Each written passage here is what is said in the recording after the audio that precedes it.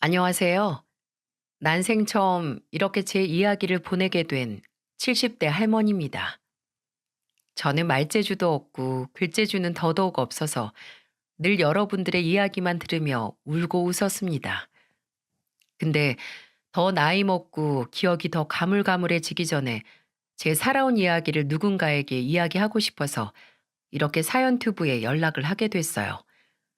혹시 제가 부족한 말솜씨로 이야기를 전하지 못할까 걱정을 많이 했는데 사연 투부 직원분께서 저를 참 많이 도와주시고 용기도 주셨네요. 흘러가는 대로 살아온 여느 할머니들과 같은 제 이야기지만 부디 소중한 시간 할애해서 들어주신 만큼 얻어가시는 것도 있었으면 좋겠습니다. 저는 경상도 농촌에서 나고 자라 그곳에서 남편을 만나 터를 잡았어요. 남편과 함께 농사를 짓고 또 아들 둘 키우면서 1년을 하루처럼 바쁘게 살아왔습니다. 다들 비슷한 마음이실 거라 생각해요. 하루하루 오늘만 버티자 하면서 살아오다가 자리도 잡고 애들도 좀 크고 나서 숨 돌릴 틈이 생긴 다음에 뒤돌아보면 언제 이렇게 흘러왔나, 언제 이렇게 팍 늙었나 하고 한숨만 나오죠.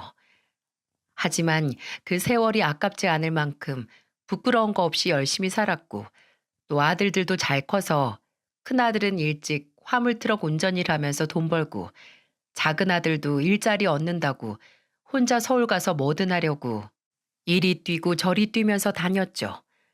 그러다 큰아들이 20대 후반일 때 결혼을 하겠다고 하더라고요. 저나 남편은 늘 큰아들이 절에서 장가를 갈 수 있을까 했거든요. 아니, 큰아들이 어디 부족하거나 한 건 아니었어요. 책임감도 있고 주변 사람 잘 챙겨서 평판도 좋았습니다. 근데 성격이 참 무뚝뚝하기 그지없었어요. 말수도 없어서 어느 아가씨가 저 녀석 재미없는 성격 참아주면서 살까 생각했었죠. 근데 집신도 다 짝이 있다고 큰아들이 과묵한 만큼 제잘제잘 말하는 거 좋아하는 아가씨를 만나 결혼을 했습니다. 종종 큰아들과 큰며느리가 대화를 나누는 걸 보면 웃음이 났어요. 큰아들은 표정 변화 하나 없이 큰며느리가 혼자 조잘조잘 떠드는 걸 가만히 보고 있었거든요. 그게 웃기기도 하면서 절에서 대화가 되나 싶어서 큰며느리에게 답답하지 않냐고 물은 적이 있습니다. 근데 큰며느리는 크게 웃더니 이렇게 말을 하더군요. 아, 어머님, 저희는 이게 대화하는 거예요. 제가 이렇게 말이 많은데 남편까지 많았어 봐요. 둘 다 서로 내가 말한다고 막 싸움 났을걸요? 남편은 그냥 가만히 제 말만 듣고 있으면 돼요. 마치 짝을 만난 양말 한 쌍 같았네요. 금술도 참 좋고 보고 있으면 마냥 웃음이 났어요. 너무 잘 어울려서 말입니다. 한 가지 걱정이 있다면 애가 빨리 생기지 않았다는 거죠. 결혼하고서 따로 계획을 세우거나 하지 않고 생기는 대로 낳고 싶다고 했는데 몇 개월이 지나고 1년이 지나서도 소식이 없어서 큰며느리가 병원을 가봐야 하나 하기도 했습니다. 저는 다 때 되면 생긴다고 젊으니까 걱정 말라고 조급하면 더 안 생긴다. 마음 편하게 먹으라고 했었죠. 그리고 정말 때가 돼서 드디어 큰며느리가 임신을 했습니다. 결혼하고 2년이 지났을 때였죠. 임신 석 달 차부터 큰며느리는 애한테 입힐 옷이나 신발이나 애들 장난감 인형 같은 걸 사더군요. 제가 아직 아들인지 딸인지도 모르는데 벌써부터 사냐고 하니 큰며느리는 느낌이 뭔가 딸 같다고 확실하다고 했습니다. 그리고 또 본인이 딸을 원하기도 했고요. 그래서 늘 예쁜 딸 이름을 생각하곤 했죠. 저는 꼭 큰며느리가 원하던 딸을 낳길 바랬습니다. 누구를 닮든 좋으니 손녀를 낳고 그렇게 오래 기다리던 행복을 누리며 살길 사무치게 기도했어요. 하지만 야속한 하늘은 제 기도를 들어주지 않았습니다. 이때부터 제 불행이, 아니, 제 가족의 불행이 시작된 거나 다름없었죠. 하루는 그냥 불현듯 애들 생각이 나서 큰아들에게 전화를 걸었어요. 잘 지내나, 며느리 몸 상태는 괜찮나, 안부도 물을 겸해서요. 여보세요, 호성아. 아, 어머님 저예요. 어머, 왜 네가 받니? 호성이는? 남편 지금 운전 중이에요. 어디 가니? 아, 그게 남편 친구 아버지께서 돌아가셔서 거기 장례식장 가고 있어요. 큰아들 휴대전화로 건 전화인데 큰며느리가 받아서 무슨 일인가 했더니 급하게 다른 지역에 있는 장례식장에 가고 있다고 하더군요.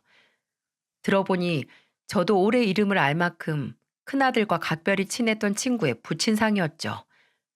근데 큰아들이 가는 거야 문제가 없지만 아무래도 임신한 며느리가 장례식장에 가는 게 괜히 찜찜하더라고요. 미신이긴 하지만 사람 마음이 괜히 불편하잖아요. 저는 너 이제 6개월인데 몸 무겁지 않냐고 같이 가도 괜찮냐고 물었고 큰며느리는 걱정 마시라고 큰아들과도 많이 친했던 친구라서 본인도 일면식이 있는 사이라고 꽤 친했었다고 하더군요. 그래서 그냥 잘 다녀오라고 무리하지 말라고 하고 끊었습니다. 그리고 6, 7시간 정도 흘렀을까요? 밤에 자다가 연락을 받았습니다. 큰아들이 그리고 큰며느리가 아직 빛도 보지 못한 제 손주에게 차 사고가 났다고 말입니다. 고속도로 가드레일에 박은 차가 전복됐고 큰며느리는 사고 현장에서 구급차가 오기 전에 즉사를 했다고 하더군요. 그리고 큰아들은 즉사는 아니지만 온몸에 참혹한 사고의 흔적을 달고 의식도 차리지 못했습니다. 그렇게 일주일 후 큰아들마저도 제 곁을 떠나게 됐어요. 하늘에 빌었습니다.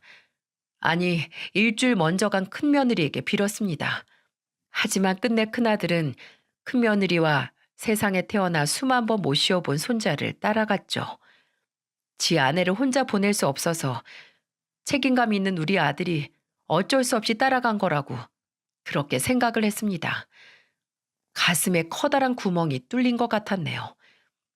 남편은 장남을 잃고 혈압이 높아져서 몇 번을 뒤로 넘어갔고 나이차가 많이 나서 아버지처럼 형을 따라온 작은 아들도 시리에 빠져 한동안 서울로 안 가고 집에서 함께 지냈죠. 큰아들이 가고 나서 작은 아들이 마음고생이 심했을 겁니다. 슬픈 것도 슬픈 거지만 그전에는 지 형이 저희와 가까운 곳에 살면서 저랑 남편을 챙겼는데 이제 자식 노릇 혼자 해야 하니 얼마나 부담스러웠겠어요? 아마 그래서 일찍 결혼한 것일 겁니다. 작은 아들은 이삿짐 센터 일을 시작한 20대 중반에 일찍 장가를 갔거든요. 물론 쥐짝 찾아서 빨리 간 것도 있겠지만 빨리 정착하고 싶은 마음이 있었을 거예요. 나중에 작은 아들이 결혼하고 나서 제게 아무래도 형이 가고 나서 본인이 혼자 어머니하고 아버지 챙겼는데 본인도 옆에서 누군가가 챙겨줬으면 해서 빨리 결혼한 거라고 하더군요. 작은 며느리는 그 당시 작은 아들과 마찬가지로 20대 중반, 어리디 어린 나이여서 제대로 사회생활 하지도 못하고 가정을 먼저 꾸린 거였어요. 또 애도 일찍 생겨서 결혼하고 나서 1년 지나기 전에 첫애를 임신했었죠. 아마 작은 아들의 결혼과 며느리의 임신 소식이 큰아들 내가 그렇게 가고 나서 처음으로 저희 가족에게 생긴 기쁜 일이었을 거예요. 그 사고 이후 웃음소리 한 번 나지 않던 저희 집에 새로운 식구가 생기면서부터 조금씩 햇볕이 드는 것 같았습니다. 하지만 그 따사로운 햇볕이 영원하지 않았죠. 몇 년 지나지 않아서 다시 그늘이 생기기 시작했습니다. 큰아들이 세상을 떠나고 5년 뒤에 남편이 강경화로 영원히 눈을 감았습니다. 남편은 원래 큰아들을 보내고 나서 술에 매달려 살았어요. 술이 들어가면 나쁜 생각이 안 든다고 괴로운 기억이 싹 날아가 버린다고 하면서 하루에 소주 두세 병씩 비우곤 했죠. 아니 심할 때는 아침을 술로 시작해서 저녁을 술로 마치기도 했습니다. 저는 남편에게 본인의 죽음 때문에 아버지가 술에 쩔어서 산다는 걸 알면 큰아들이 퍽이나 좋아하겠다고 제발 정신 차리라고 남편에게 말했어요. 하지만 남편은 그때만 쓰게 웃을 뿐 뒤돌아서면 다시 술병을 깠죠. 작은 아들과 상의해서 남편을 몇 번이나 알코올 중독 센터에 보냈지만 다 무용지물이었어요. 그랬기에 남편이 죽고 나서 어쩌면 천천히 남편의 생명이 다하는 걸 지켜본 거나 마찬가지라는 생각이 들었어요. 남편이 그렇게 술을 들이부을 때마다 남편의 간이 망가지고 있었을 테니까요. 남편이 떠나니 참 지옥이 따로 없더군요. 그 좁은 동네에 저는 팔자 사나운 여자라고 소문이 나 있었고, 저를 보는 사람마다 혀를 차고 구슬하라고 했죠. 하지만 그런 원치 않은 관심보다 저를 괴롭게 했던 건 이제 딱 하나 옆에 두고 의지할 사람이 없어졌다는 겁니다. 그때 처음으로 우울증이라는 것에 걸렸네요. 저도 눈치채지 못했습니다. 나중에 제 동생이 찾아왔을 때 저를 보고 가서 아무래도 제 상태가 심각해 보인 건지 작은 아들에게 가서 호서봐, 아무래도 네 어머니가 이상하다 라고 했나 보더라고요. 작은 아들과 며느리가 서울에서 와서 제게 병원에 가보자고 했죠. 이게 제가 정신이 아프다는 걸 깨닫지 못하니 처음에는 병원에 안 간다고 했어요. 어디 아픈 곳이 없는데 왜 병원에 가야 하냐고 했어요. 그때는 정말 만사가 귀찮았거든요. 시간이 무슨 엿가락 늘리는 것처럼 천천히 흐르는 것 같았는데 그만큼 내가 괴로움을 느끼는 시간도 길어지고, 근데 그걸 옆에서 위로해 줄 남편이 없다는 걸 알았을 때는 그냥 눈을 딱 감고 일어나고 싶지 않았습니다. 그때 작은 아들과 며느리가 저를 끌고 병원으로 가서 우울증 진단을 받았고 한동안 약을 먹었어요. 근데 약을 먹고 나니까 사람이 축축 늘어지고 무기력 때문에 아무것도 못하는 건 나아졌는데 정신이 좀 말짱해지니 내가 지금 처한 상황이 더 눈에 잘 들어오더라고요. 그때 저는 간이 망가지는 와중에도 목구멍으로 술을 때려 부었던 남편의 심정이 조금은 이해가 됐습니다. 이래서 이랬구나. 이래서 그랬어. 그냥 아무것도 느끼고 싶지 않아서 그렇게 술을 먹었던 거구나. 불쌍한 사람 하고 혼자 남은 집에서 사무치게 울었습니다. 그러다가 작은 아들이 찾아와서 그러더군요. 서울로 가자고. 아버지도 없는 곳에 혼자 있지 말고 지들이랑 같이 살자고 합디다. 참 미안하더군요. 얼마나 제가 딱해 보이고 혼자서 제대로 못 사는 것처럼 보이면 합가를 하자고 할까. 내가 참 엉망이긴 한가 보다 하는 생각이 들었어요. 근데 저도 더 이상 혼자 그 집에 남아있고 싶지 않아서 염치불구하고 작은 아들과 며느리와 함께 살아야겠다 결정을 내렸습니다. 집을 판 돈과 남편의 보험금을 합쳐서 서울의 더 넓은 집으로 이사를 갔어요. 그때 며느리가 둘째 손주를 낳아서 아무래도 방이 더 필요했거든요. 그때 며느리에게 참 고마웠죠. 작은 아들이야 내 자식이니 그럴 수 있다 쳐도 며느리에게 저와 함께 산다는 게 여간 힘든 일이 아니었을 테니까요. 그래서 애들을 위해, 특히 며느리를 위해 뭔가 도움이 되고 싶었습니다. 제가 크게 해줄 건 없고 남은 건 이 몸뚱어리뿐이니 뭐든 해주고 싶었죠. 그래서 하루는 며느리에게 물었습니다. 예, 경이야. 너는 뭐 하고 싶은 거 없니? 네? 하고 싶은 거요? 뭘요? 아니, 네가 좀 어릴 때 결혼했니? 네 친구들은 거의 결혼도 안 한 아가씨들이 많다며. 너도 만약 지금 결혼도 안 하고 애도 없었으면 뭐 하면서 살았을까 생각한 적 없어? 제 집요한 물음에 한참을 생각하던 며느리는 끝내 예전에 미술을 배워보고 싶었다는 이야기를 하더군요. 며느리가 원래 그림을 잘 그리긴 했어요. 손주들에게 그림을 그려줄 때마다 보면 무슨 동화책에 나오는 그림처럼 수준급의 그림을 그려내곤 했습니다. 그때는 딱히 배운 게 아니라 타고난 실력으로 끄적거린 건데 만약 기회가 있었다면 본격적으로 배워서 옷 같은 걸 디자인하는 일을 해보고 싶었다고 하더군요. 그 얘기를 들은 저는 작은 아들과 상의를 해서 며느리에게 손주들이나 집안일은 이제 내가 알아서 할 테니 학원에 다니든 야간 대학에 가든 하고 싶은 일을 하라고 말했습니다.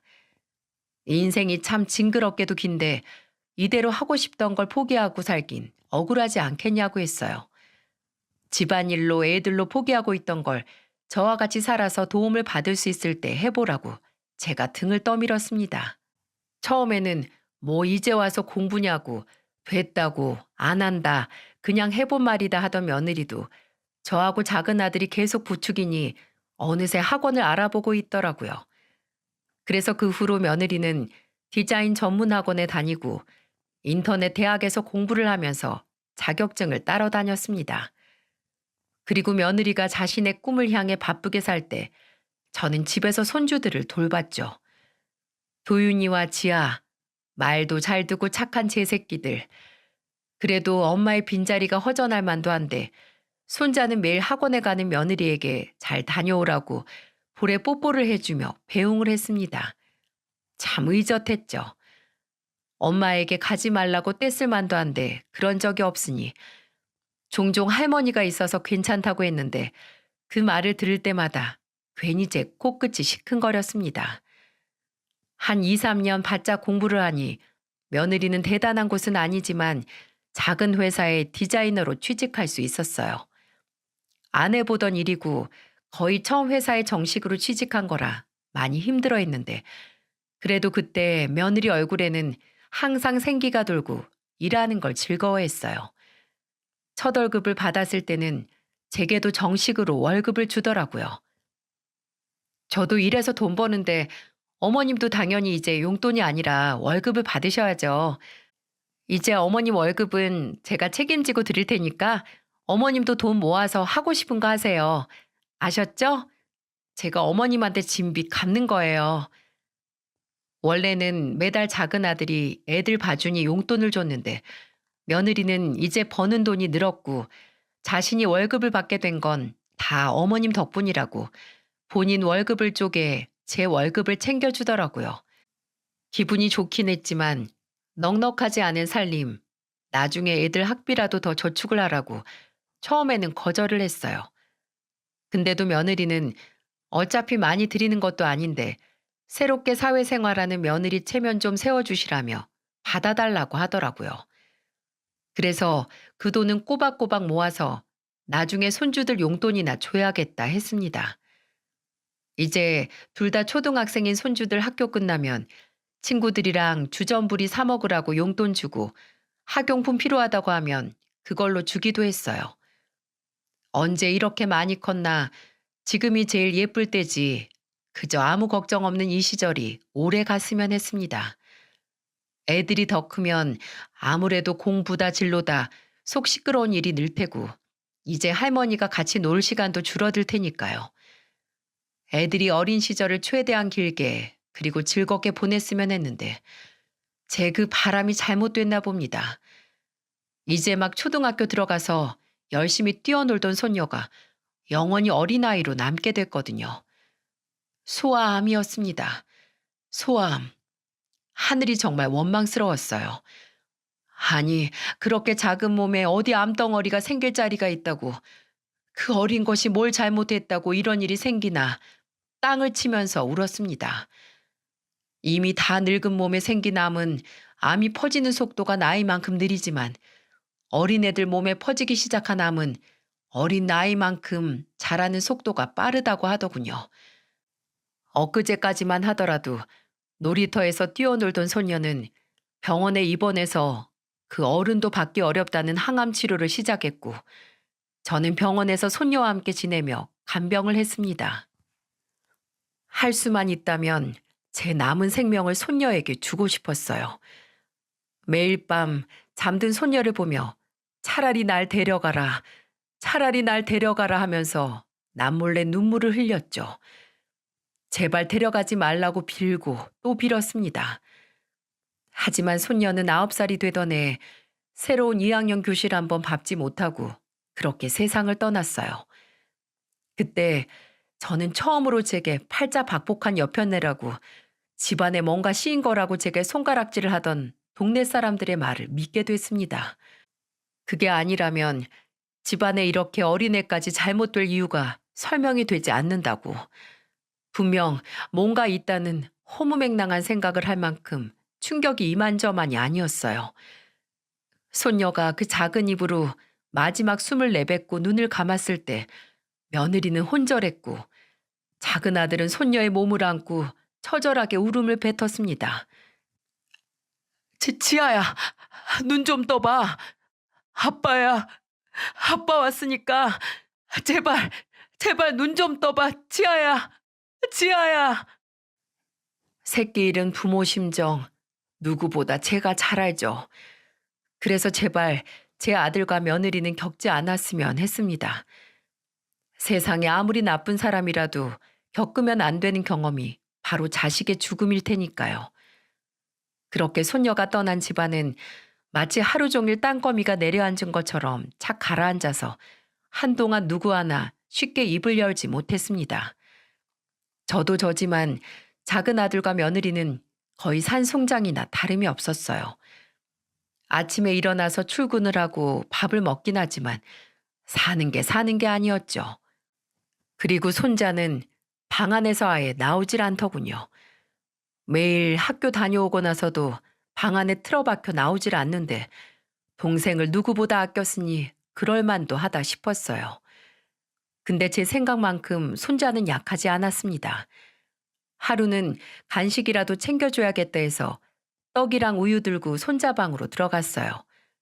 근데 손자는 제가 들어오는 것도 모를 정도로 책상 앞에 앉아서 공부를 하고 있는 게 아니겠어요?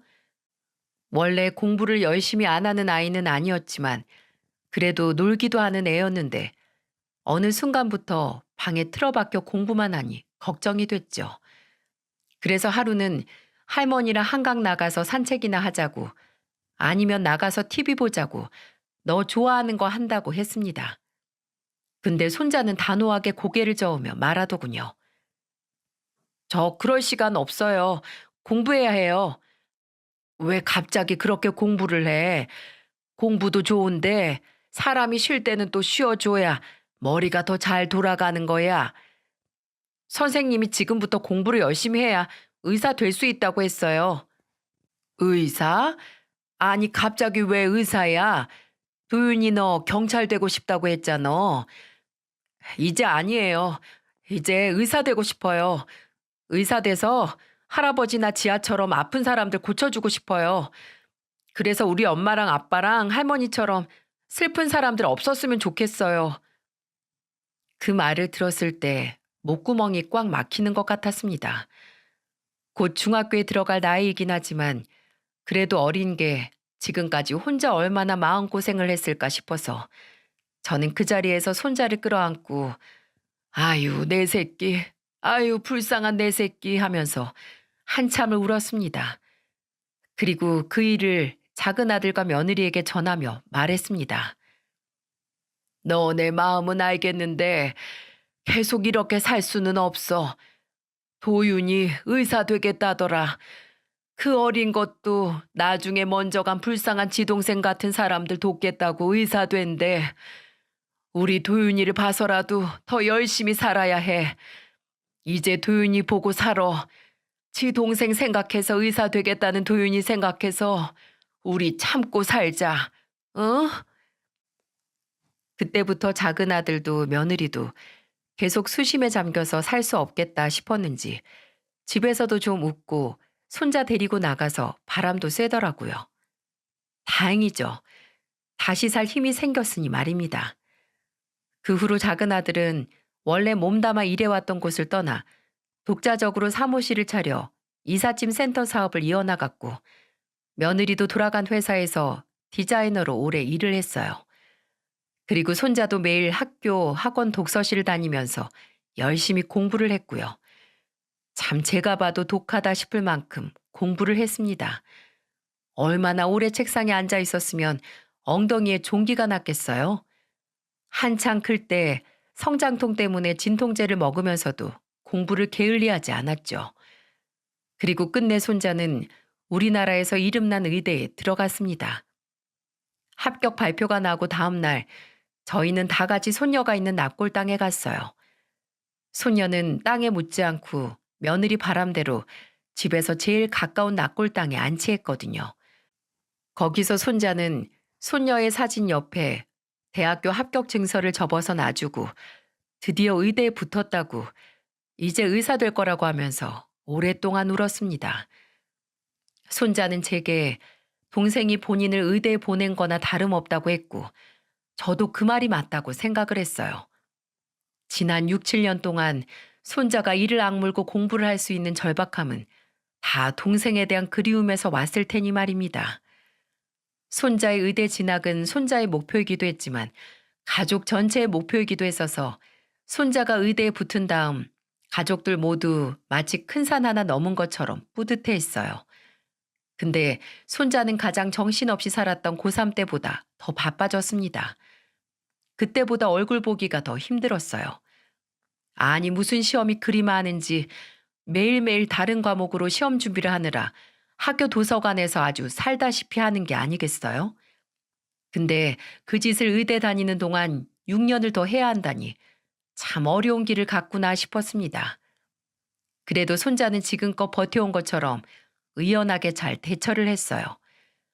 힘들긴 하지만 모르고 온 게 아니라서 참을만 하다고, 사람 목숨을 다루는 중차대한 일을 준비하는 만큼 공부 양이 많은 건 당연한 거라고 했죠.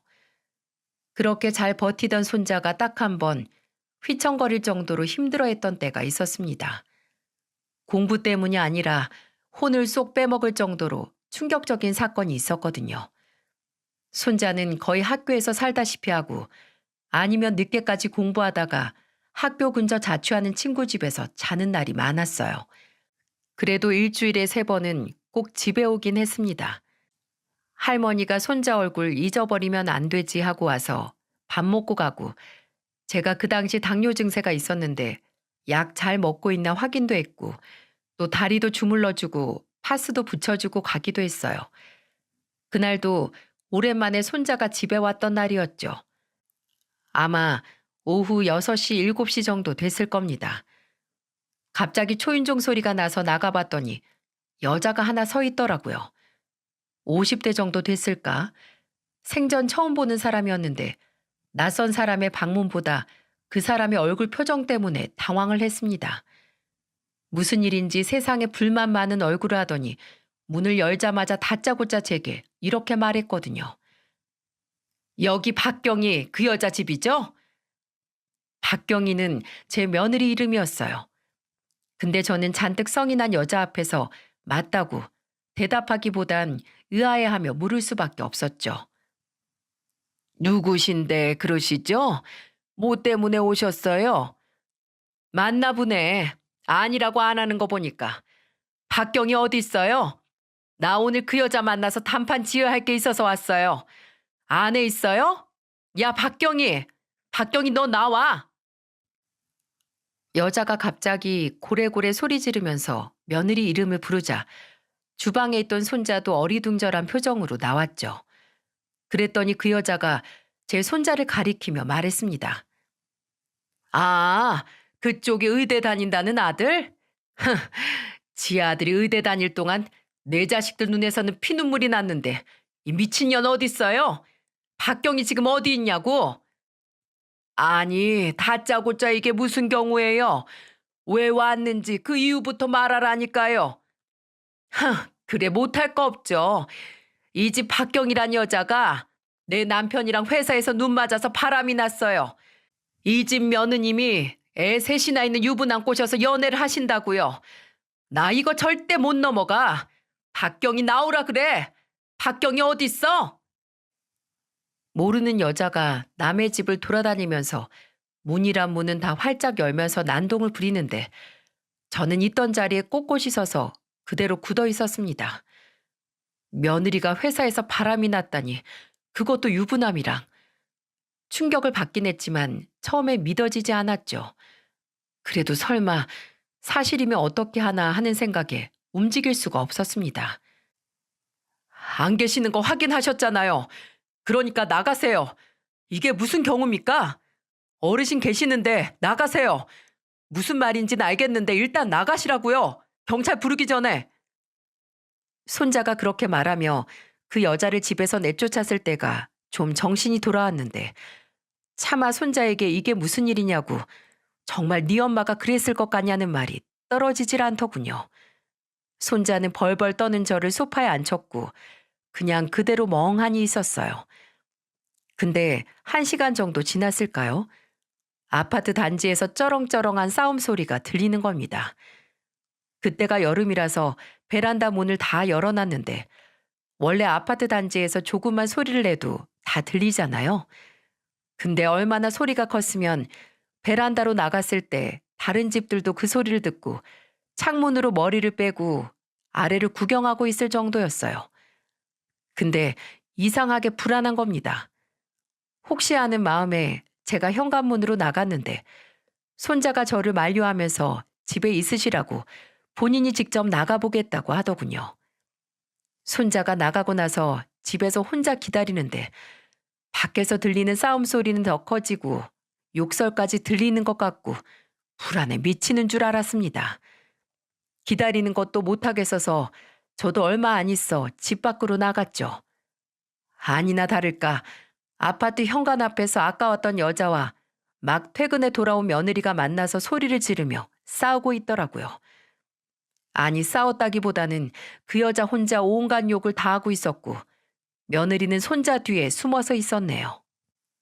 여자는 며느리에게 증거라고 사진을 뿌리고 손가락질하고 욕을 하면서 내가 다 소문낼 거라고 너 가만히 안 둔다 복수한다라고 하면서 정말 미친 듯이 소리를 질렀어요. 차마 가까이 가지 못할 정도로 살기가 가득했죠. 아파트 주민들 다 와서 구경하고 손자는 혼자 그 여자를 말리고 며느리는 꿀먹은 벙어리 돼서 아무 말도 없고 더 이상 상황이 안 좋아질 수 없다고 생각을 했는데 작은 아들이 퇴근해서 집에 오면서 이 모든 광경을 봐버렸네요. 이게 지금 무슨 일입니까? 남의 아들한테 지금 뭐 하는 거예요? 도윤아, 이 여자 뭐라고 하는 거야 지금? 아들? 그럼 저기 박경이 남편이겠네. 내 남편 꼬드겨서 바람난 여자 쌍판 좀 보러 왔어요. 박경이 저 여자가 애 셋 딸린 내 남편이랑 회사에서 눈 맞아 바람이 나서 도저히 가만히 있을 수 없어서 저 여자 머리채 한번 잡아보려고 왔다고요. 야, 너 이리 안 와? 떳떳하면 이 아들 뒤에서 당장 나와봐. 작은 아들은 아닌 밤중에 홍두깨보다 더 황당한 말을 듣고 한동안 말을 잇지 못했습니다.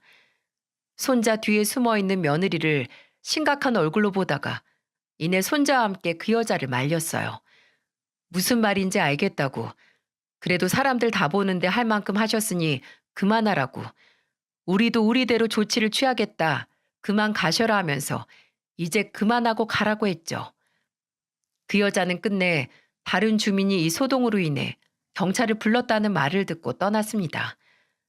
하지만 끝까지 제 아들에게 삿대질을 하면서 마누라 단속 잘하라고 어디 묶어두고 감시하라고 저 여자 때문에 우리 가정 파탄나고 내 자식들 눈에 피눈물 난 거 책임지라고 하고 쩌렁쩌렁 소리를 지르고서 갔습니다.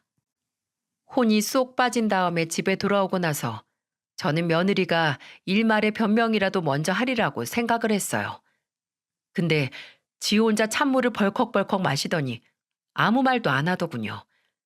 그래서 답답한 손자가 먼저 며느리에게 가서 말했습니다. 엄마, 뭐라고 설명 좀 해봐요. 이게 다 뭔데? 저 아줌마가 한 말이 사실이에요? 엄마 정말 회사에서 바람났어? 사람 답답하게 하지 말고 뭐라도 말 좀 하라고요, 진짜. 집에서 큰 소리 한번 내본 적 없는 손자가 답답해서 그렇게 역정을 내도 며느리는 가족들 누구와도 눈을 안 마주치고 아예 입을 꾹 다물더군요. 손자가 악을 써도 눈 하나 깜짝을 안 해서 작은 아들이 가서 손자를 말리고 말했어요. 도윤아, 그만해. 할머니 계신 데서 소리 지르지 마. 여보, 일단 당신이 설명 좀 해봐. 지금 이 난리가 났는데 당신은 뭐 할 말 없어? 당장 당신 입장 들으려고 기다리는 가족들 생각은 안 해? 말 좀 해보라니까 좀. 작은 아들이 그 상황에서도 비교적 차분하게 말을 하니 그제야 지가 무슨 말을 하냐고 아까 다 들었지 않냐고 하는 소리만 하더라고요. 그 뻔뻔함에 기가 차고 심장이 벌렁거리는데 작은 아들은 한숨만 쉬더니 이렇게 말했습니다. 내가 그렇게 못 믿었어? 내가 그렇게 부족했어? 당신 일 나가서 다른 남자, 그것도 유부남이랑 어떻게 바람이 나? 그래, 당신도 그렇고 우리 가족, 지하 가고 나서 많이 힘들었지. 지금까지 그 후유증 남아있을 수 있어. 근데 아무리 그래도 밖에서 다른 남자를 만날 게 아니라, 다른 사람한테 기댈 게 아니라, 우리 가족들끼리 집에서 해결했어야 하는 거 아니야? 어떻게 이래? 당신이 우리한테. 한참을 차분하게 말을 이어가던 작은 아들은 화만 안 냈을 뿐이지 받은 상처가 커서 끝내 며느리에게 이혼 이야기를 꺼냈습니다. 근데 그때까지만 해도 가만히 있던 며느리가 갑자기 안 된다고 큰 소리를 치더라고요. 아니, 그런 일을 벌려놓고 당연히 이혼을 안 당할 줄 알았는지 안 된다고, 무슨 소리냐고, 어떻게 나를 버리냐고 아주 난리를 부렸습니다. 그 소리를 듣던 손자가 못 참고 아빠가 엄마를 버린 게 아니라 이미 엄마가 아빠를 버린 거라고 말했고, 그때 다시 며느리가 입을 다물었죠. 저는 마음이 여린 작은 아들이 단호하게 이혼을 결심해서 다행이라고 생각했어요. 행여 살아온 정 때문에 미련하게 용서를 해주면 어떻게 하나 생각을 했거든요. 근데 이게 대체 무슨 일인지 며느리가 집에서 극단적인 선택을 한 겁니다. 그걸 발견한 작은 아들이 바로 병원으로 옮겨서 생명에는 지장이 없었지만 제 작은 아들에게 심경의 변화가 있었어요. 병원에 있던 며느리는 다시 작은 아들에게 이혼은 절대 안 된다고, 제발 자신을 용서해달라고 환자복을 입고 빌었고, 사람 하나 살리는 셈 치고 작은 아들은 며느리에게 다시 한번 기회를 줬습니다. 그땐 작은 아들을 때려서라도 말리고 싶긴 했는데 그런 작은 아들의 마음이 이해가 안 됐던 건 아니었습니다. 그동안 지 형과 아버지 그리고 딸까지 잃었으니 아내마저 잘못될 뻔했을 때 충격이 컸겠죠. 저도 아무리 며느리가 미워도 극단적인 시도를 했다 이야기를 들었을 때 심장이 철렁했으니까요. 작은 아들은 제게 죄송하다고, 못난 결정인 걸 알지만 사람은 살려야 하지 않겠냐고 하며 용서를 구했고, 저는 다는 아니더라도 작은 아들의 선택을 이해했기에 받아들였습니다. 근데 손자는 지 애비가 바람난 엄마랑 헤어지지 않는다고 했을 때 잘 받아들이지 못하더라고요. 아마 지 엄마에 대한 배신감이 생각보다 더 컸나 봅니다. 그전보다 더 집에 안 들어오기도 했고, 또 온다고 해도 집에 며느리가 없는 걸 확인하고 나서야 들어왔어요. 제가 네 애비가 내린 결정이니까 그냥 우리도 받아들이자, 사람이 살면서 다 실수한다고 말했을 땐 본인도 알지만 마음처럼 쉽지 않다고 고개를 떨구더군요. 그저 안쓰러웠습니다. 부모의 모자람 때문에 마음 고생하는 손자가 그저 안타까웠어요. 물론 저도 며느리를 그전처럼 대하는 게 쉽지 않더군요. 하지만 며느리를 대하는 마음가짐은 달라졌을지라도 그리 티를 내진 않았어요. 한 지붕 아래 살면서 마냥 미워하는 마음만 키우면 제 속만 병드는 길이니까 며느리를 집안에 있는 가구 내지는 전자제품처럼 생각을 했습니다. 당연하게 집안에 한 자리 차지하고 있지만 내가 사용을 안 하면 쳐다보지 않아도 되는 그런 존재로 말이죠. 근데 기회도 다 그 기회를 받을 만한 사람에게 가야 하는 법이죠. 며느리는 그 기회를 얻을 자격이 없는 사람이었어요. 작은 아들이 며느리를 용서하고 3년 뒤에 일이 터졌어요. 이삿짐 센터를 운영하던 아들이 작업을 하다가 지게차 위에서 추락을 해서 먼저 떠난 가족들 곁으로 가고 말았습니다. 참 거짓말 같으시죠? 이 모든 이야기가 거짓말이라면 얼마나 좋겠습니까? 그럼 제 남편도 큰아들도 큰며느리도, 그리고 얼굴 한번 보지 못한 큰손주와 손녀딸, 작은 아들까지 지금 제 곁에 있을 테니까요. 작은 아들마저 그런 사고로 제 곁을 떠났을 때 어쩌면 남편이 죽은 다음에 정말 동네 사람들 말처럼 굿을 했어야 했다고, 내가 괜히 자존심 때문에 그 말을 무시해서 이렇게 된 거라는 생각에 참으로 괴로웠습니다. 그냥 다 제 잘못 같고 그렇더라고요. 손자는 몇 년에 걸쳐서 끝나지 않는 이별에 허무해했고, 며느리도 참 많이 힘들어하긴 했습니다. 작은 아들을 다른 가족들이 다 있는 묘자리에 묻었을 때 그 앞에서 미안하다고 하면서 오랫동안 울었어요. 아무래도 작은 아들이 떠나기 전에 그런 아픔을 줬다는 것에 죄책감을 느꼈겠죠. 그런데 그 죄책감은 참 찰나였습니다. 작은 아들을 보내주고 집으로 돌아와서 며칠 지나지도 않고 제가 작은 아들 물건을 정리하고 있을 때 며느리가 제게 와서 이런 소리를 했거든요. 어머님, 근데 언제 나가실 거예요? 처음에는 그게 무슨 소린가 했습니다. 혹시 제가 그날 무슨 약속이 있다고 했나? 어딜 나간다고 했었나 기억을 되짚다가 며느리에게 무슨 말이냐고 내가 어딜 가냐고 물었어요. 그랬더니 며느리가 너무 태어난 얼굴로 이렇게 말하는 게 아니겠어요? 어머님도 이제 나가서 사셔야죠. 이제 여기가 어머님 아들 집도 아닌데 저 이 집 팔고 도윤이랑 이사 갈 거예요.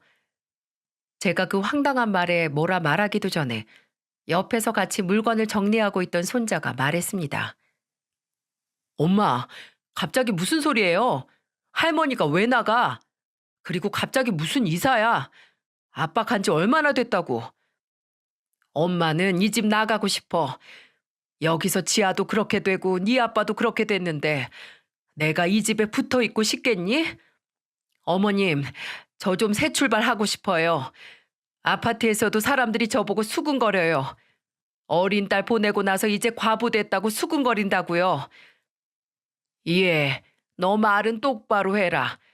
사람들이 수군거리는 거 네가 과부라서가 아니라 몇 년 전에 바람나서 그 요란을 떨어서 아직 사람들이 네 얼굴 기억하고 있는 거야. 참나, 왜 지난 얘기는 꺼내세요? 아무튼 저는 이제 이 동네 떠날 테니까 어머님도 어디 살 곳 알아보세요. 남편이 남기고 간 이 집 팔아서 저도 새 인생 살아야죠. 이 집을 왜 너한테 남겨줘? 호섭이가 언제 그런 말을 했어? 그 일 있고 나서 이 집 명이 호섭이 단독 명이 되고 호섭이가 도윤이한테 준다고 했는데 사실 며느리가 바람을 피우고 작은 아들이 그걸 용서해주면서 그전에는 작은 아들과 며느리 명의였던 아파트를 아들의 단독 명의로 바꾸고 그 후에 그 집에 대한 상속권자를 손자로 했거든요. 며느리는 그때 일단 작은 아들에게 용서를 받는 게 우선이라서 용서받는 조건을 받아들였죠. 제가 그 일을 따지니 며느리가 좀 당황해서 말을 더듬더니 또 너무 뻔뻔한 얼굴로 그러는 겁니다. 네, 맞아요. 그러니까 이제 제 아들 거잖아요. 어머니 명의도 아니고 제 아들 도윤이 명의. 그러니까 팔아서 제 아들하고 살지 구한다고요. 너는 정말 그러고 싶으냐? 호섭이 아직 억울해서 눈도 제대로 못 감았을 텐데 이러고 싶어? 날 기어이 쫓아내야 속이 시원하겠냐? 저 모진 사람 만들지 마세요. 어머님 돈 없는 것도 아니잖아요. 예전에 제가 꼬박꼬박 챙겨드렸던 월급도 있고 돌아가신 아버님 보험금도 거의 그대로 있지 않아요? 그 돈으로 충분히 어머님 혼자 살 집 얻을 수 있어요. 아니면 급한 대로 어머님 동생분 댁으로 가시던가요. 거기가 어디라고 했지? 수원인가? 여기서 택시 타고도 금방 가겠네요. 여기요. 이미 10년도 더 전에 끊긴 그 월급을 운운하며 말을 하던 며느리는 갑자기 지 지갑에서 5만 원짜리 한 장을 꺼내 제 앞에 던지듯 주더군요. 그리고 이걸로 편하게 택시 타고 가세요. 제가 이 정도 교통비는 드릴게요. 이제 저도 혼자 살아야 하는데 허리띠 바짝 조여야 하잖아요. 저는 허무한 눈으로 눈앞에 떨어진 돈을 바라봤습니다. 그래요. 며느리는 저와 피를 나눈 가족은 아니죠. 하지만 그래도 10여 년을 가족으로 살았습니다. 근데 아들이 없다고 이제 시어머니가 아니니 당장 나가라고요? 심지어 그때가 겨울이었습니다. 겨울. 한파가 온 날씨에 저를 쫓아내겠다는 거였어요. 참 인간이 이리 무섭습니다. 밑도 끝도 없이 잔인해질 수 있는 게 바로 인간이었어요. 그것도 한때는 가족이라는 사람이 말입니다. 근데 제가 차마 그 돈을 줍지도 그렇다고 찢지도 못할 때 옆에 있던 손자가 그 돈을 주워서 구기더니 며느리에게 있는 힘껏 던지더라고요. 며느리도 가만히 있던 손자가 그럴지는 몰랐는지 놀라서 소리도 못 내고 눈만 크게 뜨고 손자를 보고만 있었죠. 당신 제정신이야? 당신이 뭔데 할머니를 쫓아내? 당신이 뭔데? 도윤아, 너? 당신이 이 집에서 한 게 대체 뭔데? 나랑 지아 어렸을 때 옆에 있어주기랬어. 아플 때 간호를 해주기랬어. 그래, 그건 당신이 젊어서 우리 낳고 못했던 거 하고 싶은 일에서 어쩔 수 없다고 쳐. 당신도 우리 엄마뿐만이 아니라 조금이라도 더 젊을 때 박경이라는 사람으로 살아보고 싶었겠지. 근데 당신 우리 버렸잖아. 그렇게 들어간 회사에서 유부남 대리랑 눈 맞아서 우리 버렸잖아. 우리 생각도 안 했잖아. 도윤아, 그건 이미 지난 일이잖아. 왜 이미 지난 일을 들춰내고 그래? 네 아빠도 다 용서했는데 네가 왜 그러냐고. 그래, 그건 아빠가 용서했다 치자. 그럼 당신 정말 정신 차리긴 했어? 정말 정신 차리고 우리 아빠 그리고 나나 할머니한테 부끄러운지 그 후로 한 번도 안 했어? 그래, 안 했어. 네 엄마 떳떳해. 그럼 이건 뭔데? 이건 뭐냐고? 악을 쓰던 손자는 주머니에 있던 본인 휴대전화를 꺼내 며느리에게 들어보였습니다. 저는 그때 반대 방향에 있어서 보지 못했지만 휴대폰을 들여다본 며느리의 얼굴이 사색이 되는 건 똑똑히 봤죠. 너, 너 이거 어디서 났어? 너 엄마 감시 아니? 내가 뭐하러 그딴 짓을 해? 시간 아깝게. 지지난주 주말에 내 친구가 백화점에 여자친구랑 갔다가 당신 봤다고 하더라. 선글라스 꼈는데 분명 너네 엄마라고. 잘 알 거야, 욱형이. 내 중학교 때부터 친구라서 집에도 자주 왔으니까. 근데 욱형이 말이 네 엄마 옆에 있는 남자는 네 아빠가 아닌 것 같다고 하면서 사진 찍어서 보내줬어. 근데 이걸 보고도 우리한테 부끄러운 짓 한 적 없다고? 대체 앞으로 무슨 짓을 해야 부끄러워할 건데? 아직도 정신을 못 차려서 우리 몰래, 아빠 몰래 이런 더러운 짓 하고 다닌 주제에 당신이 할머니를 쫓아내? 나는 당신은 없어도 할머니 없이 못 살아. 당신 대신 나랑 내 동생 키워주고 당신이 밖에서 바람났을 때 나 위로해줬던 사람 할머니였어. 당신 아까 분명히 이 집 내 집이라고 했어. 내 명인 집이라고. 그래, 이 집 우리 아빠가 준 내 집이니까 내 마음대로 할 거야. 당신 소원대로 이 집 팔아서 나는 할머니랑 둘이서 살 집 알아볼 테니까 당신도 당신 알아서 새 출발을 하든 연병을 하든 해. 제발 이제라도 우리 인생에서 나가. 그렇게 한바탕 쏟아낸 손자는 제 손을 잡고 집을 나갔습니다. 손자는 행여 그 집에 제가 계속 있다간 엄마가 또 무슨 짓을 할지 모른다면서 일단 수원에 있는 이모 할머니 댁에 가 계시라고 하더군요. 그래서 저는 한동안 제 동생 집에서 지냈습니다. 그리고 정말 손자는 그때 했던 말처럼 집을 팔고 이사를 할 새로운 집을 알아보러 다녔고요. 당연히 며느리는 절대 안 된다. 차라리 본인이 뜻을 굽힐 테니 셋이서 살자고 했지만 이미 손자의 마음은 완전히 등을 돌려 손자가 본인의 친어머니와 연을 끊을 각오까지 하게 만들었습니다.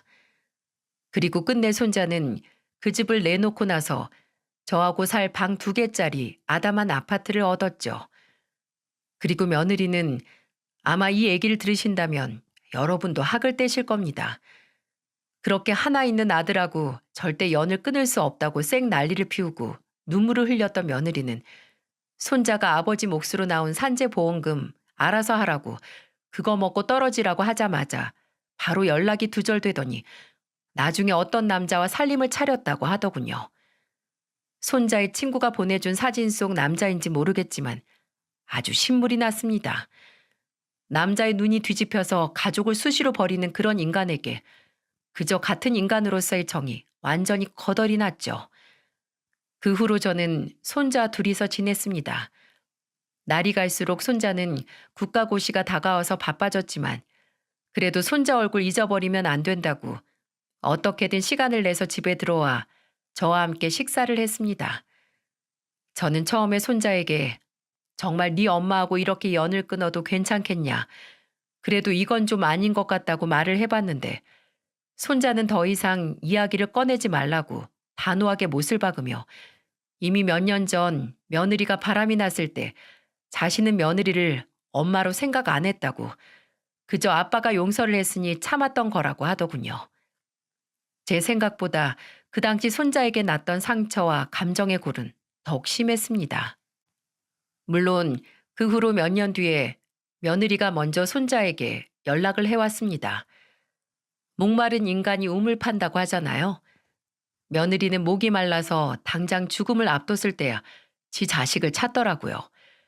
그것도 손자에게 미안하고 보고 싶어서 찾아갔던 게 아니라 다 지가 아쉬워서 왔던 거였죠.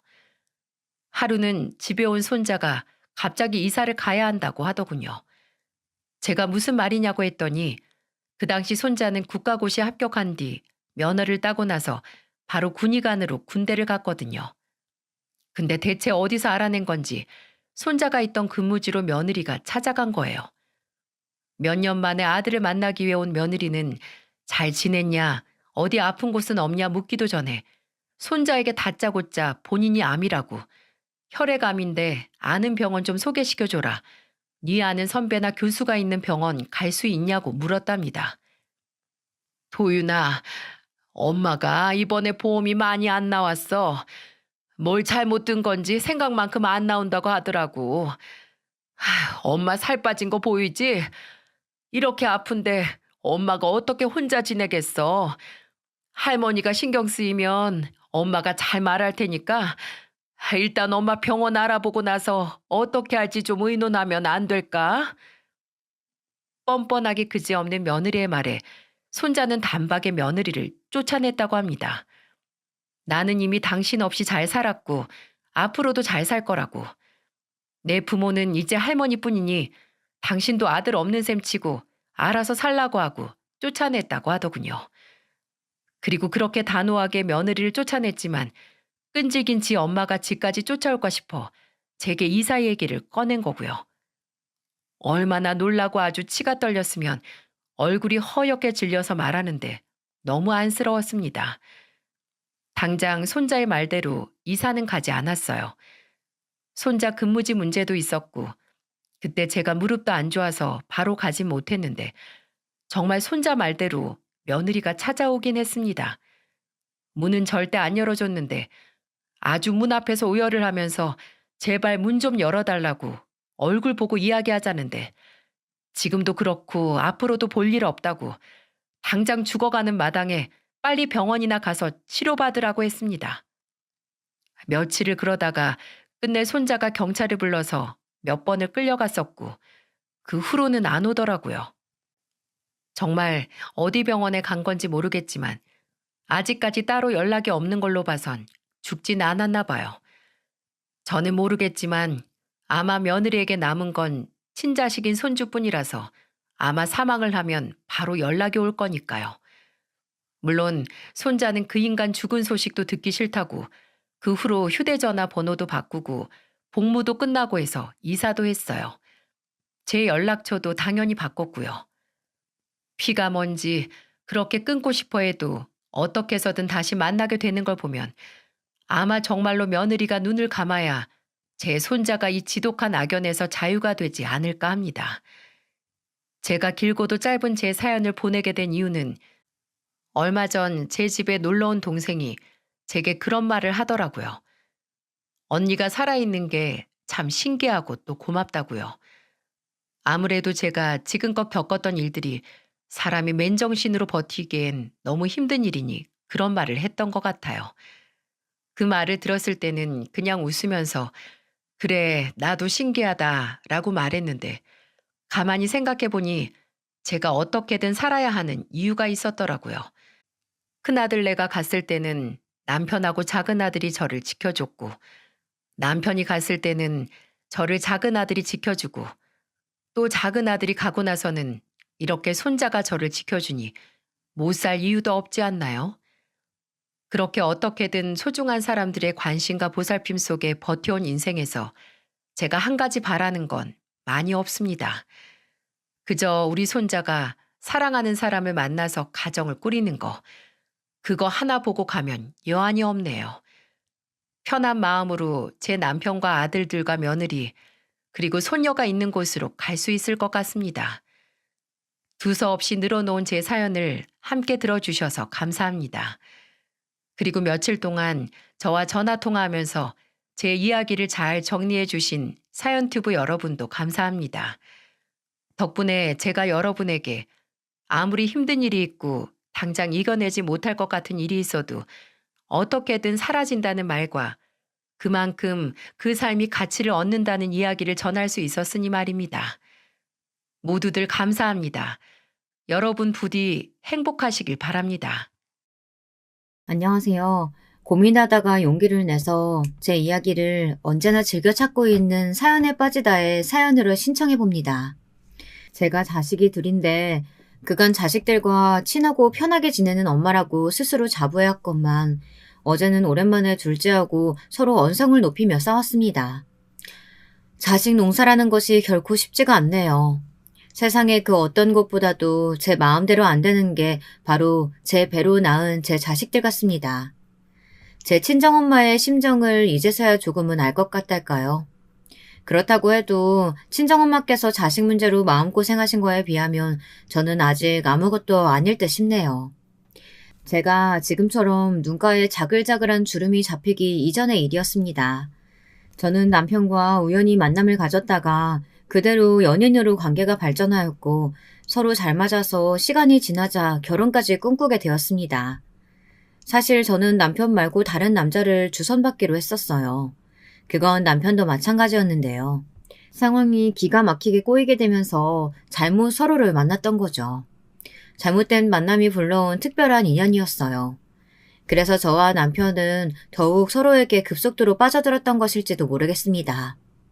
하지만 시댁에서 저는 환영받지 못했어요. 우선은 시어머니께서 저를 마음에 안 들어 하셨거든요. 네 동생은 그렇다 쳐도 너는 장남인데 이러면 안 되지. 네가 집이 있고 땅이 있는데 그렇게 잘난 사내가 만나서 결혼하겠다는 여자가 고작 저런 거야? 우리 집안 장남이 나를 이렇게 실망시켜도 되는 거니? 어머니, 대체 무슨 말씀하시는 거예요? 제가 집이 어디 있고 땅이 어디 있어요. 제가 모르는 부동산이 갑자기 생겨있나 보죠. 왜 없어? 넌 장남이니까 이 집이 훗날 네 집 되는 거고 그리고 조상 땅인지 나발인지 아는 거 왜 그거 있잖아. 저는 또 무슨 말씀하시나 했더니 그런 거였어요? 어머니하고 아버지 집이지 이게 어떻게 제 집이에요.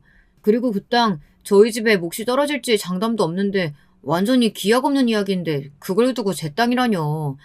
그건 아예 말장난도 안 됩니다, 어머니. 진짜 이러실 거예요? 아휴, 그게 아니라 너는 왜 나한테 화를 내고 그러니? 내가 이 이야기까지는 안 하려고 했는데 걔는 어쨌든 아니올시다야. 왜냐면 우리 지역 최고 무당이 정확하게 그렇게 말씀을 하셨다니까. 그러니 어쩔 수 없는 일이야. 뭐라고요? 무당? 어머니 설마 또 그 무당한테 찾아가서 돈 갖다 바치신 거예요? 제가 여태까지 제발 그런 짓 좀 하지 마시라고 간청드린 것까지만 해도 10번은 더 될 겁니다. 그 무당이 대관절 뭐길래 제 결혼을 반대한다는 겁니까? 무슨 상관이 있어서요? 너 그거 그렇게 가벼이 여길 거 아니야. 내가 예전부터 그랬잖아. 그 무당 덕분에 내가 옛날에 큰 화를 당할 뻔했던 걸 면했다고. 보통 용하신 분이 아니야. 네 누나 늦게 결혼한 거랑 결혼하자마자 임신할 것도 그 무당이 기가 막히게끔 다 마치셨다니까? 시어머니께서 저를 반대하시던 큰 사유로는 두 가지가 있었습니다. 첫 번째로는 바로 무당 때문이었죠. 동네에서 그 무당을 신봉하는 무리가 있었는데 시어머니께서 그 안에 포함되어 있었답니다. 그 무리는 모였다 하면 무당의 용함을 논하였고 각자의 시댁과 며느리 등을 욕해댔어요. 그런 재미로 명맥을 이어가는 모임이었죠. 참고로 제가 이 모임을 정말로 치가 떨리게 싫어했답니다. 가뜩이나 시어머니께서는 각종 미신을 잘 믿으시고 여러 가지 가문이설에 휘둘리며 쉽사리 흥분하시는 분인데 그런 모임 때문에 시어머니의 특성이 더욱 활활 타오를 게 분명했거든요. 무당 핑계를 대셨으니 그건 즉 모임분들도 하나같이 저라는 존재를 반대하는 것에 한몫을 내고 계신다는 것이었어요. 저와 남편은 몹시 난감한 상황이었죠. 그때 상황을 단박에 정리하신 분이 계셨습니다. 뛰는 놈 위에 나는 놈 있고 미친 놈이 있으면 더 미친 놈이 있는 법이라고 하시잖아요. 시어머니의 무당 타령을 한 번에 잠재우신 분, 바로 다름 아닌 시아버지셨습니다. 이 정신 나간 예패네야. 내가 서문왕한테 생돈 갖다 바치지 말라고 얼마나 더 떠들어줘야 그 기꾼형에 대해 얘기가 제대로 박히겠어. 기꾼형을 내가 언제 한번 세게 후벼 파줄까? 그러면 귀가 좀 들리려나? 당신 내가 무당집에 다녀온 거 대체 어떻게 알았어요? 안 들키려고 얼마나 철저하게 행동했는데. 물에 빠지면 입부터 가라앉을 우리 집 장남이 말하진 않았을 테고.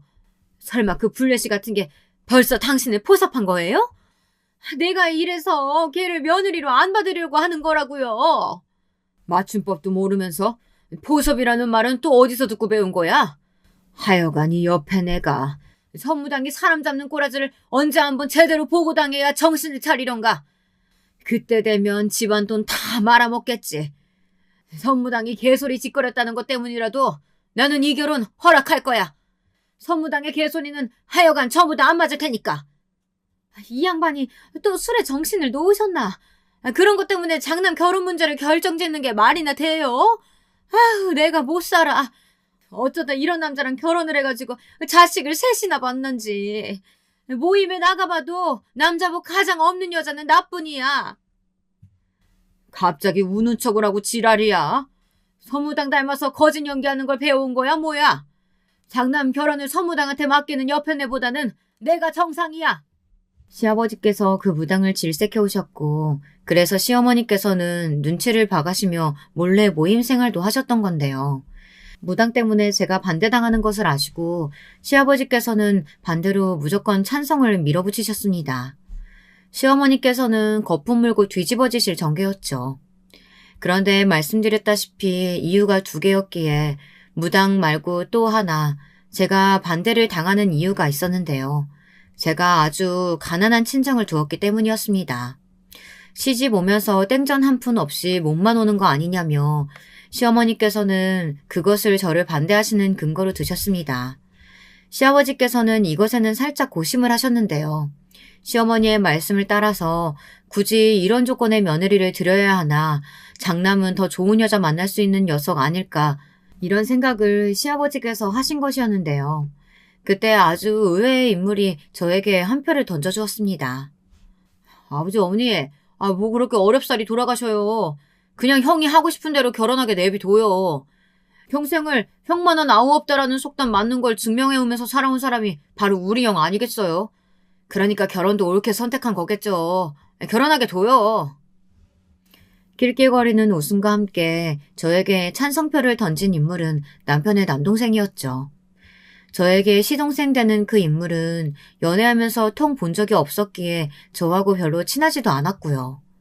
남편과 시동생이 하도 성격이 딴판이라 우애 좋은 형제가 아니었으니 자기 형을 위해서 굳이 발벗고 나섰다고 보기에는 아주 신기했죠. 그런데 그 뒤에 반전이 숨겨져 있었습니다. 시동생을 향해 제가 첫눈에 봐도 엄청 괜찮은 사람인 것 같다고 말을 해준 사람이 따로 있었던 겁니다. 시동생을 일부러 움직이게 만들었던 사람, 바로 시동생의 아내인 제 동서였어요. 나이를 보면 시동생이 일찍 결혼했다기보다는 동서가 일찍 결혼을 한 편이더라고요. 결혼 전에 시어머니께서 저에게 보이신 태도가 심상치 않았던 만큼 결혼하고 나서도 정말 힘들었습니다. 시어머니께서는 저에게 말씀 한마디를 좋게 해주지를 않는 분이셨거든요. 시댁과 집이 그나마 먼 편이어서 그 사실을 위안 삼았습니다.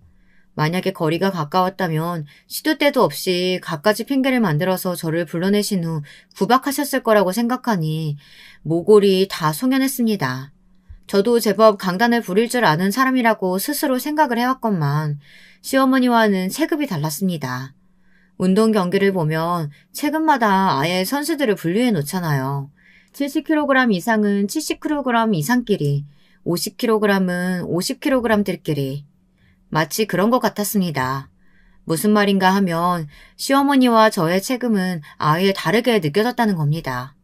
초반에는 저도 제가 시어머니와 대적을 해볼 수 있을 것만 같다고 생각했었어요.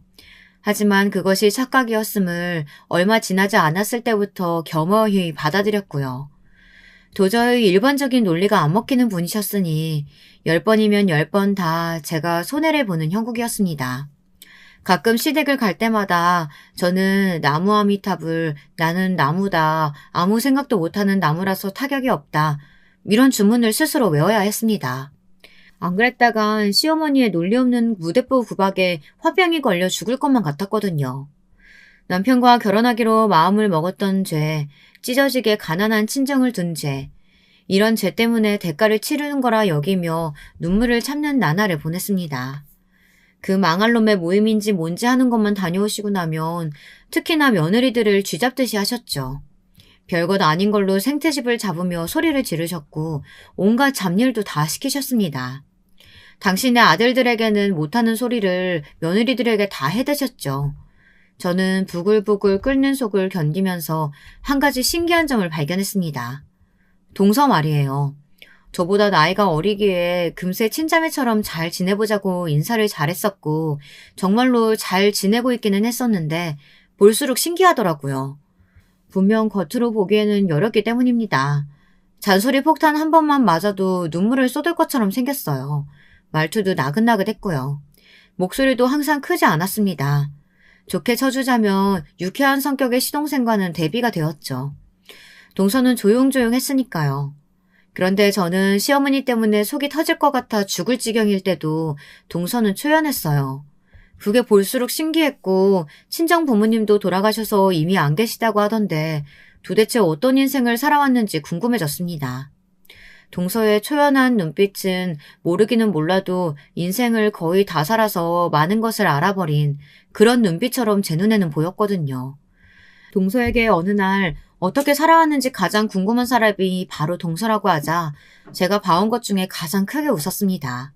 제 말이 웃겨서 웃는 거냐고 했더니 그게 아니라 제가 자기에 대해 궁금해하는 것이 즐거워서 그렇다고 했어요. 동서는 저를 처음 봤을 때부터 마음에 들어 했다네요. 무당 이야기를 시아버지께 흘린 것도 그 범인은 동서였던 거예요. 안 그랬으면 제가 시어머니의 반대에 부딪혀 끝내 결혼의 문턱을 못 넘을 것 같아서 그랬다고 했습니다. 제가 그 비화를 듣고 깜짝 놀랐죠. 설마 뒤에서 동서가 그런 일을 행했을 줄이야. 그것보다 저는 결혼 전에 시댁에 들릴 때 동서를 본 적이 없었건만 저를 알았다는 것도 놀라웠죠. 그날 어머님이 멸치 다듬어 놓으라고 시키셔서 저는 다용도실에서 계속 조용히 그것만 하고 있었거든요. 그래서 아마 제가 시댁에 와 있는 줄은 형님이 모르셨던 것 같아요. 저는 아주버님께서 데리고 오셨다는 분이 어떤 분인지 너무 궁금한 나머지 몰래 거실 쪽을 엿봐서 형님을 진작에 확인했었지만요. 어머, 그랬었어? 나는 전혀 몰랐어. 근데 동서, 내가 알면 알수록 의외성이 엄청 많이 보이는 사람이 바로 동서 같아. 본인도 그렇게 생각하지? 어린 시절도 왠지 비범했을 것 같아. 어린 시절이요? 그냥 평범했어요. 그래서 어렸을 때는 집이 무척 행복했던 것 같아요. 어린 시절의 기억이 인생에서 가장 행복했네요. 형님은요? 어렸을 적에도 지금처럼 인상이 사람 좋고 수더분하셨을까요? 에이, 내가 무슨 인상이 그래. 동서, 나 놀리는 거지. 나는 서글프게도 예나 지금이나 친정이 찢어지게 가난했기 때문에 별다른 어린 시절 추억은 없는 것 같아. 배고프고 힘들고 그런데도 부모님께든 투정 부리기 싫었으니까 자식들끼리 똘똘 뭉쳐서 배고픈 걸 잊고자 농당 따먹기나 실없이 해대고 뭐 그런 일상이었지. 거의 매일이 비슷했어. 아, 맞아. 형님은 친정 형제분들이 있으시다고 그랬죠? 오남매시잖아요. 좋겠어요. 너무 부러워요. 아유, 뭐가 부러워. 오남매 전부 성공 못하고 지지부진하게 사는 것도 재주라면 재주야. 동서는 드물게 외동이라서 형제들 많은 집은 상상도 안 되기는 하겠다. 그래도 이제는 나를 친언니처럼 여기는 거 맞지? 나도 동생은 전혀 안 친하고 앙숙이나 다름없는 남동생뿐이라 동서 같은 여동생이라면 언제든 환영이야. 고마워요, 형님. 원래 제가 상당히 무료한 일상을 보내는 사람인데 형님 덕분에 즐거운 줄 알고 삽니다. 배시시 웃는 동서의 얼굴에는 제가 그 너머를 쉽게 들여다볼 수 없는 어떤 영역이 있었어요. 그런 걸 감추고 있는 사람이라는 건 진작 알아보았으나 그 너머로 가는 문을 제가 구태여 두드리지는 않았습니다. 사람마다 각자 고요해서 어디론가 흐르지도 않는 호수 하나쯤은 마음속에 품고 사는 것이라고 여겼으니까요. 비록 괄괄한 성격의 시어머니, 술을 사랑하시는 시아버지, 능글거려서 친해지기 어려운 시동생, 명절 때만 보는데 그때마다 인상 쓰고 있는 시누이, 시댁 식구들은 모두 만만치 않았고 속이 끓을 때가 많았으나 동서가 있어서 견딜만 했습니다. 동선에는 시댁과 근처에 살았거든요. 그래서 시댁에 가면 거의 매번 동서를 볼 수 있었죠. 동서는 일주일에 2번 정도만 아르바이트를 하며 지냈습니다. 다른 날들은 모두 집안일을 하고 시댁 일을 했죠. 시댁에 봉사하며 사는 걸 아니까 벌이가 썩 좋지 않은 시동생도 굳이 동서에게 일을 하라거나 말하진 않는 것 같더라고요. 시어머니께 항상 당하고 사는 것 같아도 기색은 늘 초연했던 동서는 돈을 그렇게 적게 버는데도 늘 돈 얘기가 나올 때 무덤덤한 모습을 보여 저를 또 한 번 놀래켰던 것 같아요. 돈을 못 벌어도 저렇게 의연한 동서의 모습이 좋아 보였죠. 그리고 동서는 항상 자기를 높게 쳐주는 제가 신기하다고 했습니다. 평생 살면서 남들에게 좋은 점수를 받아본 역사가 없었는데 제가 처음이라고 했죠. 저는 동서를 저평가해온 사람이 오히려 신기한 종자들이라고 생각을 했었네요. 남편과는 잘 지냈어요. 서로가 꽤 잘 맞는 상태였습니다. 결혼 생활도 평탄하게 이어갔고요. 기다리던 임신이 되었을 때는 날아갈 듯이 기뻐서 서로를 얼싸안고 눈물을 찔끔 흘리기도 했었죠. 남편과 결혼하기를 정말 잘했다고 생각했던 순간 중 하나였네요. 하지만 저희 부부에게 안배되어 있던 것이 비극이었더라고요. 저는 만삭이었고 예정일을 며칠 앞두고 있었는데요. 태어날 아기를 기다리며 돈을 더 벌기 위해 무리하게 야근을 자청했던 남편이 늦은 시각에 퇴근을 하다가 깜깜한 길에서 뺑소니 차량에 치여 생을 마감했습니다. 저는 믿을 수 없어서 처음에 눈물도 못 흘리고 있다 극심한 통증을 느끼며 분만실로 이송되어 갑작스럽게 아기를 출산할 때 미친 듯이 울었습니다. 세상이 떠나가라 울었던 것 같네요. 그래서 아기를 낳자마자 혼절했답니다. 모든 기력을 쏟았기 때문이었고 저는 무려 나흘이 지난 뒤에야 깨어났어요. 그리고 저는 일반 병실로 옮겨지자마자 시어머니께 뺨을 맞았습니다. 내가 이래서 너는 안 된다고 했잖아. 용한 문학이 너 반대한 것에는 다 이유가 있었던 거야. 간호사가 놀라서 비명을 지를 정도였죠. 다른 시댁 식구들은 저를 원망하는 시어머니를 아무도 말리지 않았어요. 하지만 딱 한 사람, 동서가 간신히 시어머니의 팔을 잡고 저지했습니다. 시어머니께서 몸부림치시는 바람에 동서는 바닥을 나뒹굴었으나 그래도 꿋꿋하게 일어나서 다시 시어머니를 말리더라고요. 저조차 시어머니를 말릴 수 없어서 그냥 맞을 수밖에 없었으니 동서에게 미안하고 고마웠습니다. 그 모습을 보며 저는 뜨거운 눈물을 흘렸습니다. 저는 남편을 잃었지만 시어머니께서는 자식을 잃은 것이었으니 제가 어떻게 시어머니를 막을 수 있었단 말입니까? 시어머니께서는 제가 낳은 딸을 시댁에 두고 저는 영영 꺼지라고 하셨습니다. 손자가 아닌 건 마음에 안 들지만 장남이 세상에 남기고 간 핏줄이니 애를 써보겠다고 하셨죠. 애를 써주시기를 저는 원하지 않았어요. 당연히 아기는 엄마인 제가 키우겠다고 했고요. 시아버지께서는 술을 마시는 건 집이고 밖이고 가리지를 않는데 집에 갓난 아기가 있으면 불편하다고 하셨어요. 그 황당한 말씀 때문에 제가 아기를 무사히 사시할 수 있었죠. 당연하게 저는 그 이후로 시댁에 발걸음을 하지 않았습니다. 그럴 수밖에 없는 수순이었어요. 동서하고는 시댁의 발길을 끊고 서너 달이 지났을 때 처음 연락을 했었는데요. 그러고 나서도 틈틈이 연락은 주고받았었습니다. 직접 만난 적은 없었는데 남편 기일을 며칠 앞두고 오랜만에 처음 만났었죠. 남편의 기일이 아이의 생일이었습니다. 그게 해마다 너무 서글펐죠. 그런데 동서가 아이 선물을 사들고 온 거예요. 동서, 어쩜 이렇게 귀여운 아기용품을 다 사올 생각을 했어? 정말 고마워. 감동이야. 그간 잘 지냈지? 얼굴 많이 상한 것 같아서 걱정되네. 혹시 무슨 일 있었어? 걱정거리라도 있는 거야? 화장 열심히 하고 왔는데도 형님한테는 다 보이나 봐요. 제가 아무리 힘들다, 아프다, 괴롭다 이렇게 티를 내도 몰라주는 사람들도 참 많던데 형님은 다르신 것 같아요. 그렇게 말을 하며 조용히 웃는 동서가 왠지 안쓰럽게 느껴졌습니다.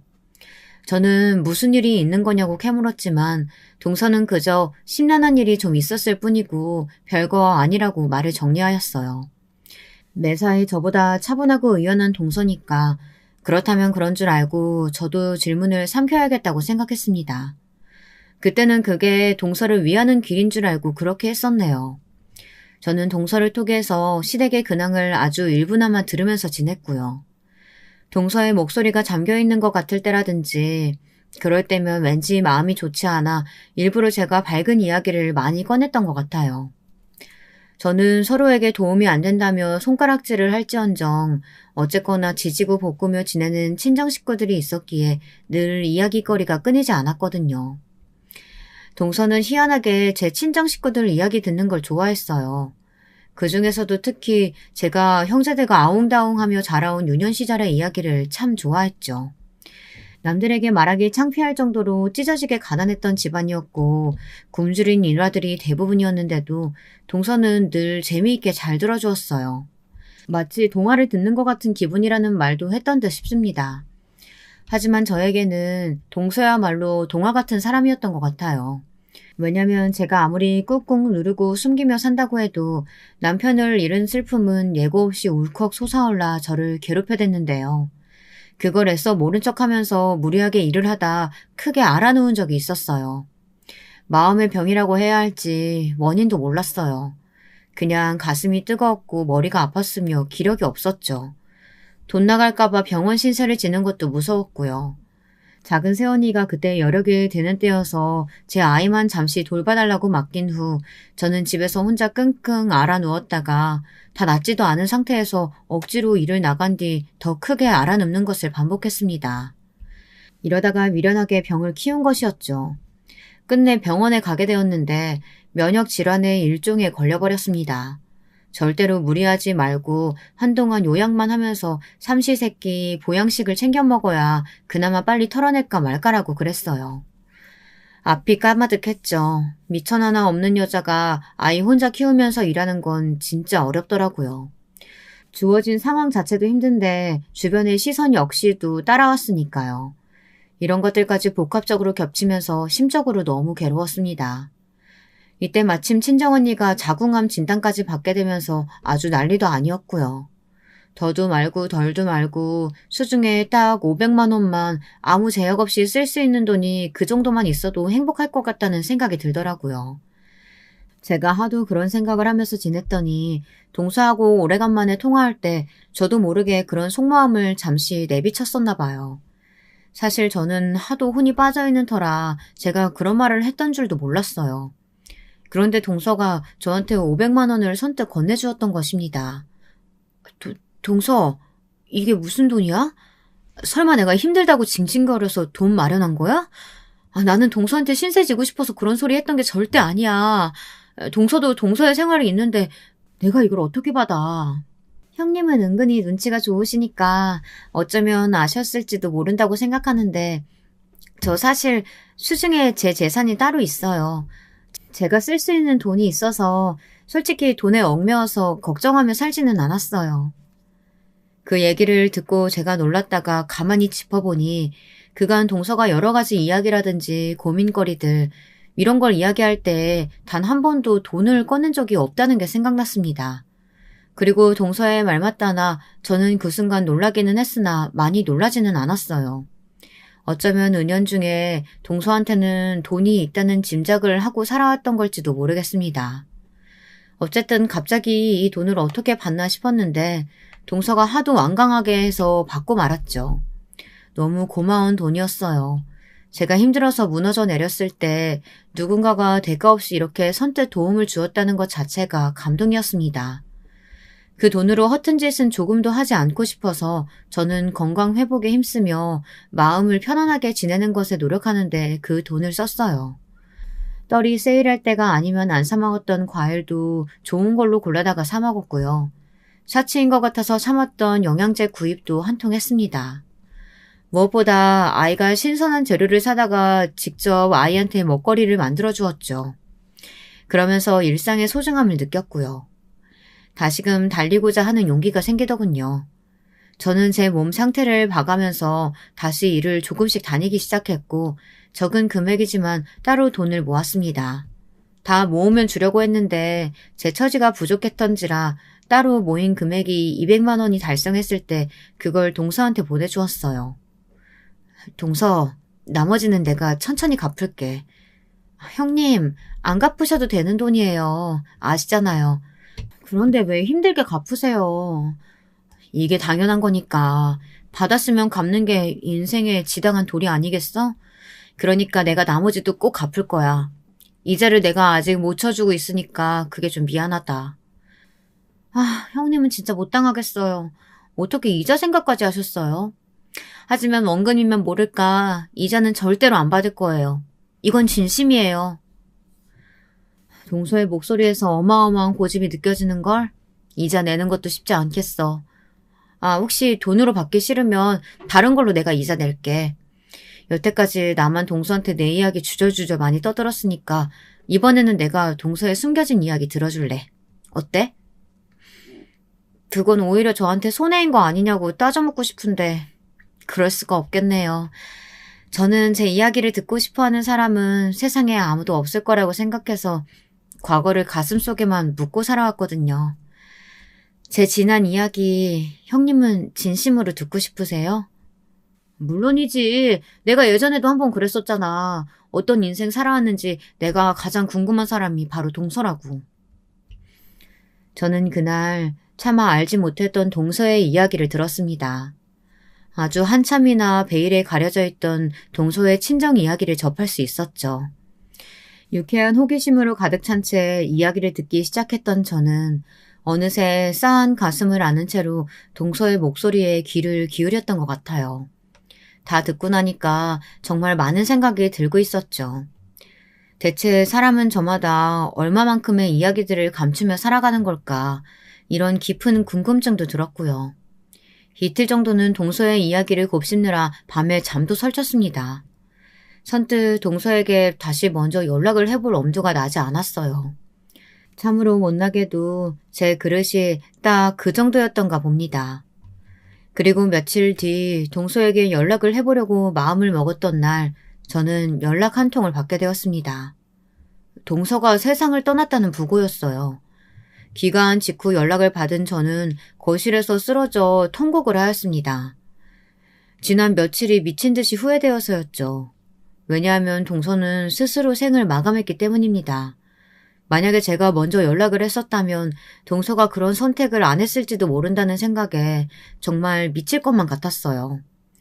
수년간 친하게 잘 지내놓고서 동서에게 많은 도움을 받아놓고서 정작 저는 동서를 끝끝내 잘 알지 못했으며 동서를 도와주지도 못했다는 생각이 들었습니다. 동서의 마지막 가는 길은 조촐했고 단촐했으며 조용했습니다. 마치 생전에 동서가 고요하게 짓던 미소처럼 꼭 그랬습니다. 시동생은 충격에 빠진 건지 말수 많던 사람이 내내 입을 꾹 다물고 있었고요. 오래간만에 뵙는 시어머니께서는 머리가 아프시다며 계속해서 인상을 쓰고 계셨어요. 얼굴을 비친 시누이는 계속 무표정이었죠. 그리고 시아버지께서는 자꾸 혀를 끌끌대시며 술을 찾으셨고요. 저는 이 사람들이 그나마 진심으로 동서를 애도하고 있기를 눈물로 바랬습니다. 그리고 동서는 이미 떠났지만 저는 동서를 당최 어떻게 보내줘야 할지 갈피를 못 잡고 있었죠. 바로 그때부터 어마어마한 반전이 드러나기 시작했습니다. 동서가 세상을 등지기 전 저에게 남긴 것들이 있었던 겁니다. 처음에 연락을 받고서는 이게 웬 말도 안 되는 일인가 싶었습니다. 제가 생전에 연을 둔 적이 없던 법조계 분이 저에게 연락을 주신 것도 갑작스러웠는데 동서가 저에게 남긴 것을 확인하자 이게 현실이 맞는지 의심까지 들더라고요. 네? 제 동서가 제 앞으로 재산을 남겼다고요? 그걸 세상 떠나기 전에 미리 다 준비를 해놨었다뇨. 저는 동서가 충동적으로 그렇게 떠난 줄만 알았는데 그럼 그게 아니라 아예 떠날 다짐을 다 해놓고 신변 정리를 해왔다는 거잖아요. 게다가 이 막대한 재산은 다 뭐예요? 저는 기쁨보다 앞선 충격으로 머리를 감싸 쥐었습니다. 저는 가난하게 자라왔고 배움 역시도 짧은 사람이었어요. 동서에 일전에 저와 만났을 때 무슨 서류를 보여준 적도 있었고 저에게 사인을 하라고 한 적도 있었습니다. 하지만 저는 그게 제가 받은 500만 원에 대한 서류일 거라고 막연하게 그런 짐작만 해서 그게 어떤 것들인지 들여다볼 생각조차 못했어요. 또한 동서가 어째서 그런 복잡한 서류들을 꿰고 있으며 지니고 있는 것인지 궁금해하지도 못했었죠. 제가 안일했고 바보였던 거예요. 멍청하게 군 결과 동서를 떠나보내고 말았죠. 막대하다 못해서 아예 실감조차 안 나는 200억에 이르는 재산을 보고 구슬프게 울기나 하고 있었습니다. 저는 동서에게 친정 이야기를 들어서 알고 있었죠. 어째서 동서가 이토록 많은 재산을 가지고도 마음속에 깊은 우울과 공허를 떨쳐내지 못했는지 짐작도 가능했고요. 사실 동서는 외동이 아니었습니다. 친정 오빠가 원래는 있었다고 해요. 나이 차이가 많이 나는 그 친정오빠 때문에 동서의 집안은 쑥대밭이 되었던 것이고요. 동서의 친정오빠는 자라면서 점차 이상한 말과 생각을 자주 하는 사람이 되어갔다고 해요. 그런 특징 때문에 고등학교 때 학교에서 심한 왕따를 당했던 것이 직격타였다고 하는데 정확한 건 모르겠다고 들었습니다. 그 친정오빠는 대학을 무려 3수를 했었다네요. 그 3년이 동서에게는 지옥이었죠. 시끄러워. 너 방금 숨소리 너무 크게 냈잖아. 너 때문에 문제 하나 날렸어. 오늘 공부 다 망쳤다고. 어떻게 책임질 거야? 짜증나 미치겠네. 동서가 집에서 약간의 소음만 내도 친정오빠는 마치 미친 사람처럼 발작을 해댔습니다. 덩치가 아담하고 마른 체질인 동서에 반해 그 친정오빠는 체형이 뚱뚱했다네요. 손발도 컸고요. 그런 친정오빠한테 뺨이라도 한 대 맞으면 몇 시간은 귀가 울려서 소리도 잘 안 들리고 머리가 어지러워서 동서는 책의 글자가 안 보일 정도였습니다. 그 친정오빠가 재수학원을 안 다녔냐고요? 아닙니다. 동서의 친정은 매우 유복했어요. 그래서 동서의 친정 부모님께서는 정말 하실 수 있는 지원은 다 해주셨어요. 그런데 가끔가다 그곳이 숨 막힌다고 하면서 그 친정오빠가 집에 막무가내로 왔던 겁니다. 집에 오면 반드시 그런 예민함을 드러냈었고요. 동서는 예민한 그 친정오빠에게 맞고 살면서 눈치를 보게 됐고 조용히 하는 법을 익혔고 소극적인 성격이 되어갔다고 합니다. 그 친정오빠가 집에 있을 때면 마음대로 웃는 것조차 못하는 자기 처지가 서러워서 동서는 슬펐다고 해요. 자기 오빠가 미웠기 때문에 성공하지 못했으면 이런 바라는 마음도 솔직히 있었지만 그건 아주 얄팍하게 작은 마음이었을 뿐 무조건 성공해서 좋은 대학에 들어가기를 바랬다고 합니다. 친정 부모님이 불쌍해서 그랬다죠. 하지만 결론만 먼저 말씀드리자면 그 친정오빠는 서울 소재의 중상위권 이상의 대학에 들어가는 것에 실패했습니다. 처음 재수 생활을 시작했었을 때는 의대를 목표로 하겠다고 헛소리를 했었는데 그건 진짜로 헛소리였던 것이죠. 어림도 없는 이야기였다네요. 동서의 친정 부모님께서는 절망적인 삼수 결과에 실망을 하시면서도 괜찮으니까 지방의 탄탄한 대학 아무 곳이라도 가면 될 일이라고 하셨습니다. 하지만 그 친정오빠는 기상천외한 반응을 보였죠. 지방? 지방의 아무 곳? 아무 대학? 아빠 엄마는 나를 고작 그 정도로 보시고 있다는 거죠? 나는 버리는 자식이라 이거잖아요. 네, 잘 알겠습니다. 어차피 버림받은 자식이니까 뜻대로 안 살아드릴게요. 그딴 지방대학? 공짜로 다녀달라고 그쪽에서 저한테 절을 해도 안 가요. 나는 그런 데나 다닐 인재가 아니니까. 진작 정신 상태가 별로인 줄은 알고 있었지만 그 순간에 진짜 자기 오빠가 미친 게 확실하다는 생각이 들었다고 동서는 회상했어요. 자기 오빠가 말하는 것도 그렇지만 눈빛이 반쯤 돌아 있었다고요. 소름이 끼쳤다고 합니다. 대학도 안 가고 동서의 친정오빠는 찌꺼기 잉여 같은 생활만 계속했어요. 그때는 남자 나이 30이면 대부분 결혼을 하던 시절이었어요.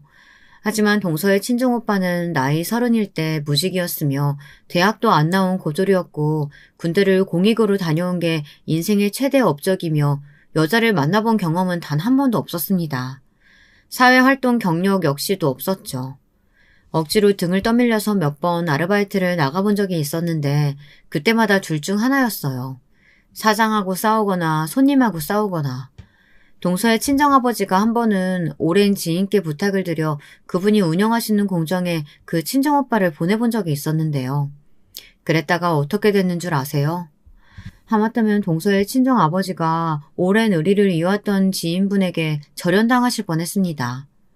그 정도였다고 해요. 그런 수준으로 동서의 친정오빠는 구제불능이었습니다. 동서의 친정 부모님께서는 그래서 재산을 감추며 사셨다고 해요.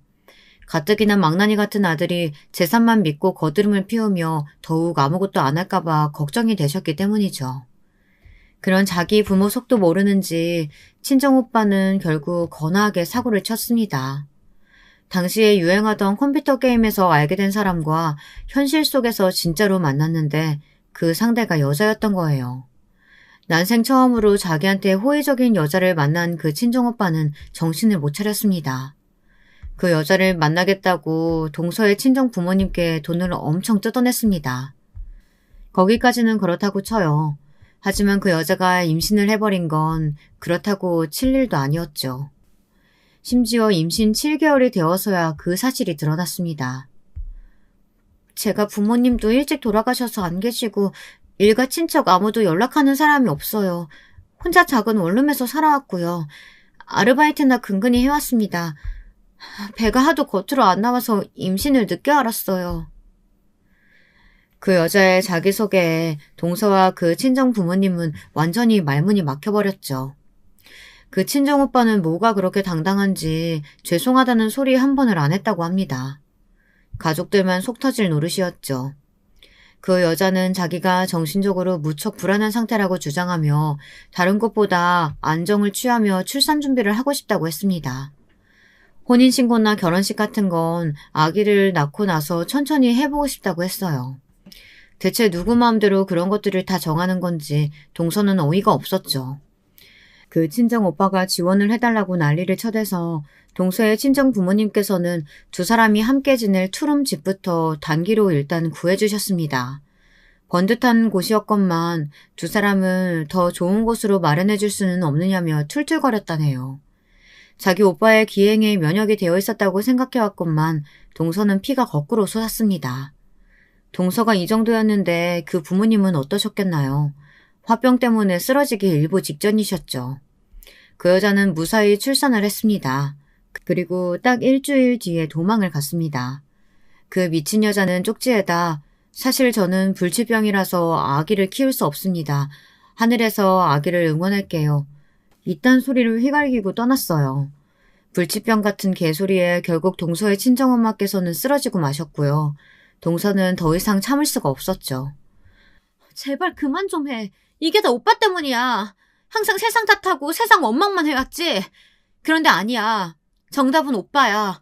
오빠 때문에 다 이렇게 된 거라고. 만약 오빠만 없었잖아? 그럼 우리 가족은 정말 완벽했을 거야. 오빠라는 오점이 모든 걸 망쳐놨어. 차라리 삼수 망쳤을 때 그냥 죽지 그랬어? 그때 왜 안 죽은 거야? 그때 오빠만 죽었어도 아버지, 엄마, 나 모두가 고통받지는 않았을 거야. 오빠 때문에 우리는 친척들하고도 못 만나며 살고 있잖아. 어떻게 책임질 거야? 당장 어떻게든 책임져. 그리고 책임질 자신 없으면 차라리 죽어. 그게 가장 오빠가 이 세상에 도움되는 길이니까. 동서가 살면서 그때만큼 정신이 또렷한 적이 없었다고 해요. 그 순했던 동생이 부릅뜬 눈으로 이를 바드득 가며 말하자 그 친정오빠는 넋이 나가버렸습니다. 그러더니 이튿날 술을 마시고서 집에 불을 질렀습니다. 아기가 있는 방에서 방화를 했어요. 아기와 함께 죽을 작정이었던 겁니다. 동서의 친정아버지께서 귀가하시다 현장을 보셨고 몸을 던져 아기만이라도 구하려고 하셨지만 이미 늦은 뒤였죠. 연약했던 어린 생명은 숨을 거두었고 파란만장했던 그 친정오빠의 삶도 마감했죠. 병원 생활을 하고 계셨던 동서의 친정엄마께서도 이 소식을 듣고 오열을 하셨고요. 건강 상태가 급속도로 더욱 악화되었습니다. 화재 현장에서 많이 다치셨던 동서의 친정아버지께서는 후유증을 앓다가 돌아가셨습니다. 몇 달 후 동서의 친정엄마께서도 숨을 거두셨고 이때 동서의 나이 고작 22살이었어요. 저는 여기까지만 동서의 입에서 직접 들어 알고 있었으나 친정의 재산을 물려받은 것도 그 시점이었다는 건 이제야 알게 된 바였습니다. 도저히 충격이 가시지 않던 저에게 또 하나 놀라운 반전이 날아들었습니다. 동서가 저에게 남긴 유서가 따로 있었던 건데요. 죽기 전에 저희 집 주소로 따로 붙였던 그 유서에는 상상도 못했던 전말이 담겨 있었습니다. 시동생, 인상부터 한량 같고 날티가 나더니 역시나 그랬었나 보더라고요. 동서를 두고 상습적인 바람을 피워왔다고 했어요. 자기가 편하게 바람을 피우고 싶기 때문에 동서한테 일부러 돈 벌러 나가라는 찍소리 한 번 안 한 거라고 하더군요. 동서는 시동생이 바람을 계속 피워대는 걸 알고 한 남자의 아내로서 자존심과 자존감이 동시에 박살났다고 했습니다. 심적으로 힘든 동서를 시어머니께서는 쉬지 않고 괴롭히셨고요. 심지어는 시동생이 바람을 피운다는 걸 알면서도 시어머니께서는 너는 집에서 밥이나 안 치고 살면 된다고 동서에게 거듭 강조하시며 윽박을 지르셨다고 합니다. 걸핏하면 동서의 뺨을 때리거나 발로 차기도 했으며 모욕을 주는 건 숨쉬듯이 자주 했다고 해요. 시어머니께서는 제가 남편과의 사별 이후 시댁의 발길을 끄는 이유로 더욱 악랄해지셨던 겁니다. 동서가 당한 일들을 읽으며 피가 거꾸로 솟고 있는데 시아버지의 대목에서 저는 가장 끔찍함을 느끼며 분노로 두통까지 앓았습니다. 술을 사랑하셨던 시아버지께서는 나이가 들어가심에 따라 술에 취하면 천지분간을 못하게 되셨는데 그러면서 시댁에 들렀던 동서를 향해 몹쓸 손길을 뻗치기도 하셨던 겁니다. 수치심을 느낀 동서는 살 의욕을 못 느끼게 되었고 이렇게 살아봤자 뭘 하겠냐며 죽음을 준비하게 되었던 겁니다. 형님이 갚아주신 200만 원은 제가 살면서 손에 쥐어본 돈 중에 유일하게 저를 행복하게 만든 돈이었어요. 200만 원으로 저에게 주신 행복, 그 값으로 200억을 형님께 드리고 떠납니다. 저는 가지고 있어봤자 단 한순간도 행복해본 적이 없던 돈이에요. 부디 이 돈으로 저 대신해서 그 사람들에게 복수해 주시겠어요? 제가 마지막으로 부탁드려요. 저에게 망설일 이유 따위는 존재하지 않았습니다. 동서가 떠난 날짜부터 3개월을 꼬박 깊은 슬픔으로 경건하게 애도의 기간을 가진 저는 움직이기 시작했어요. 복수의 때였습니다. 돈의 힘이란 대단하더군요. 전문가들을 수족처럼 부릴 수 있으니 말입니다. 사람을 써서 알아보니까 시동생에게는 정말로 여자가 있었는데 동서가 세상을 떠나기 전부터 만남을 이어왔던 한마디로 상간녀였어요. 웃긴 건 그 상간녀 이전에 또 다른 상간녀들도 있었고요. 시동생 놈이 아주 말종이었던 거죠. 상간녀가 성미가 급하고 귀가 팔랑거리는 사람이라는 정보를 입수했습니다. 그래서 상간녀에게 시동생이 마치 동서를 직접 죽인 것처럼 그걸 슬쩍 고발한다는 취지의 내용을 적어 익명으로 보냈습니다. 동서는 억울하게 스스로 생을 마감한 것처럼 포장된 것이지만 실상은 다혈질인 시동생이 사건을 벌인 것이라고 적혀 있었는데요. 그걸 보고 상간녀는 경악을 했죠. 한편 시동생에게는 상간녀가 다른 남자들을 여럿 동시에 만나는 것처럼 증거를 조작해 꾸민 뒤 익명으로 소포를 보냈습니다. 시동생은 눈이 돌아가서 상간녀에게 어떻게 된 거냐고 무섭게 따져댔죠. 그러자 상간녀가 어떻게 했냐면 도망갔습니다. 폭발한 시동생을 보면서 정말 이 남자라면 자기 아내를 처리하고도 남았을 거라고 생각한 모양이었죠. 짐을 싹 다 챙겨서 아예 잠적했어요.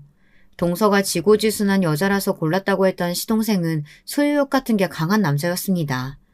상간녀가 사라지자 분노했는데 그때 맞춰서 제가 돈으로 준비한 꽃뱀을 보내주었어요. 예쁘지는 않아도 청순하고 여리여리한 여자였죠. 그리고 시동생의 비위를 잘 맞추며 무조건 숙여주는 미덕도 지니고 있었습니다. 불안정한 상태였던 시동생은 그런 꽃뱀에게 즉각 넘어갔어요. 금세 홀렸죠. 그리고 연기력이 끝내주는 꽃뱀의 온갖 거짓말에 다 넘어가서 돈을 다 뜯겼습니다. 돈도 잃고 배신까지 당한 시동생이 절규하던 모습 어찌나 볼만했는지 몰라요. 시동생이 자기 발등 찍으며 자멸하는 동안 그 모치는 뭘 하고 계셨냐고요? 한바탕 솟고 계셨습니다. 시어머니께서 그렇게나 맹신하시던 무당 제가 찾아가 봤어요. 그리고 돈으로 매수했죠.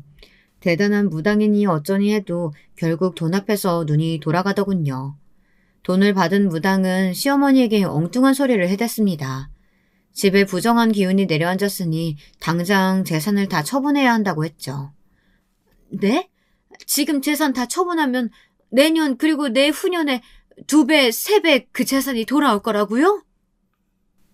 다른 사람한테 말하면 큰일 난다고 무당은 입조심을 강조했고 시어머니께서는 더욱 그 엉뚱한 소리에 진심으로 빠져드셨습니다. 아무한테도 알리지 않은 채 재산을 슬그머니 하나 둘 처분하셨죠. 저는 시아버지께 익명의 제보를 드렸습니다. 시어머니께서 무당한테 홀려 전 재산을 날리는 중이라는 내용이었죠. 시아버지께서는 당연히 크게 분노하셨는데 만취하신 채였습니다. 왜냐하면 시아버지께 계속해서 지독하게 독한 양주를 선물로 보내드리고 있었거든요. 값비싼 양주를 보신 시아버지께서는 눈이 돌아가셔서는 술 드시는 걸 멈추지 못하셨습니다. 독한 술에 취해 계셨던 시아버지께서는 이성을 잃고 시어머니를 때리셨어요. 이 빌어먹을 옆에 내가 기어이 무당 때문에 재산을 말아먹어? 이웃의 신고로 경찰이 도착했을 때까지도 시아버지께서는 정신이 반쯤 나가신 채로 시어머니를 때리고 계셨다고 합니다. 시어머니께서는 경찰이 오자 이제 살았다고 하시며 얻어 터지신 채로 무리하게 움직이셨다 맞아서 아팠던 다리 때문에 크게 넘어지셨는데요. 그러면서 턱을 엄청 다치셨어요. 애초에 턱을 맞으셨기도 했고요. 그래서 몇 달 동안 아무 말씀도 못하고 치료만 받으며 사셨습니다. 그렇게나 시끄럽게 떠드셨던 분이 턱을 다쳐서 식사도 거의 못하시고 가만히 지내셨다는 게 정말 믿기지 않을 만큼 우스운 일이었죠. 고주망태가 되신 시아버지께 일부러 상황을 만들어 범죄를 유도한 건 아주 쉬운 일이었습니다. 돈으로 섭외해둔 슈퍼 주인이 일부러 티가 나게 자리를 비우며 딴청을 피우자 시아버지께서는 술을 품에 넣고 슬쩍 계산 없이 나가버리셨죠. 그걸 2번이나 반복하자 시아버지께서는 경계를 아예 푸셨고요. 술에 항상 쩔어 계셔서 판단력이 흐려진 머리로 아주 대범하게 행동하셨습니다.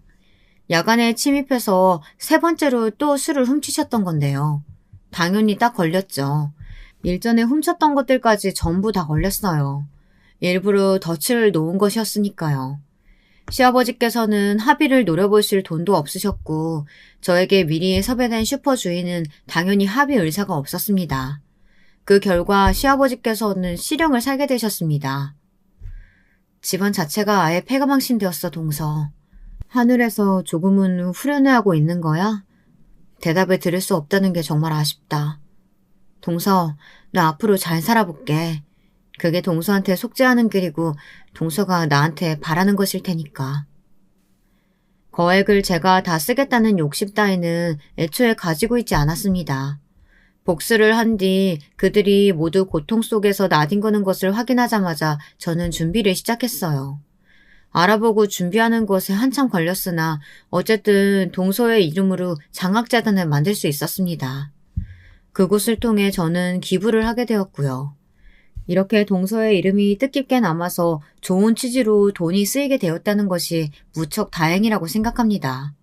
잘한 결정이라고 내내 그렇게 여기면서 살아왔답니다.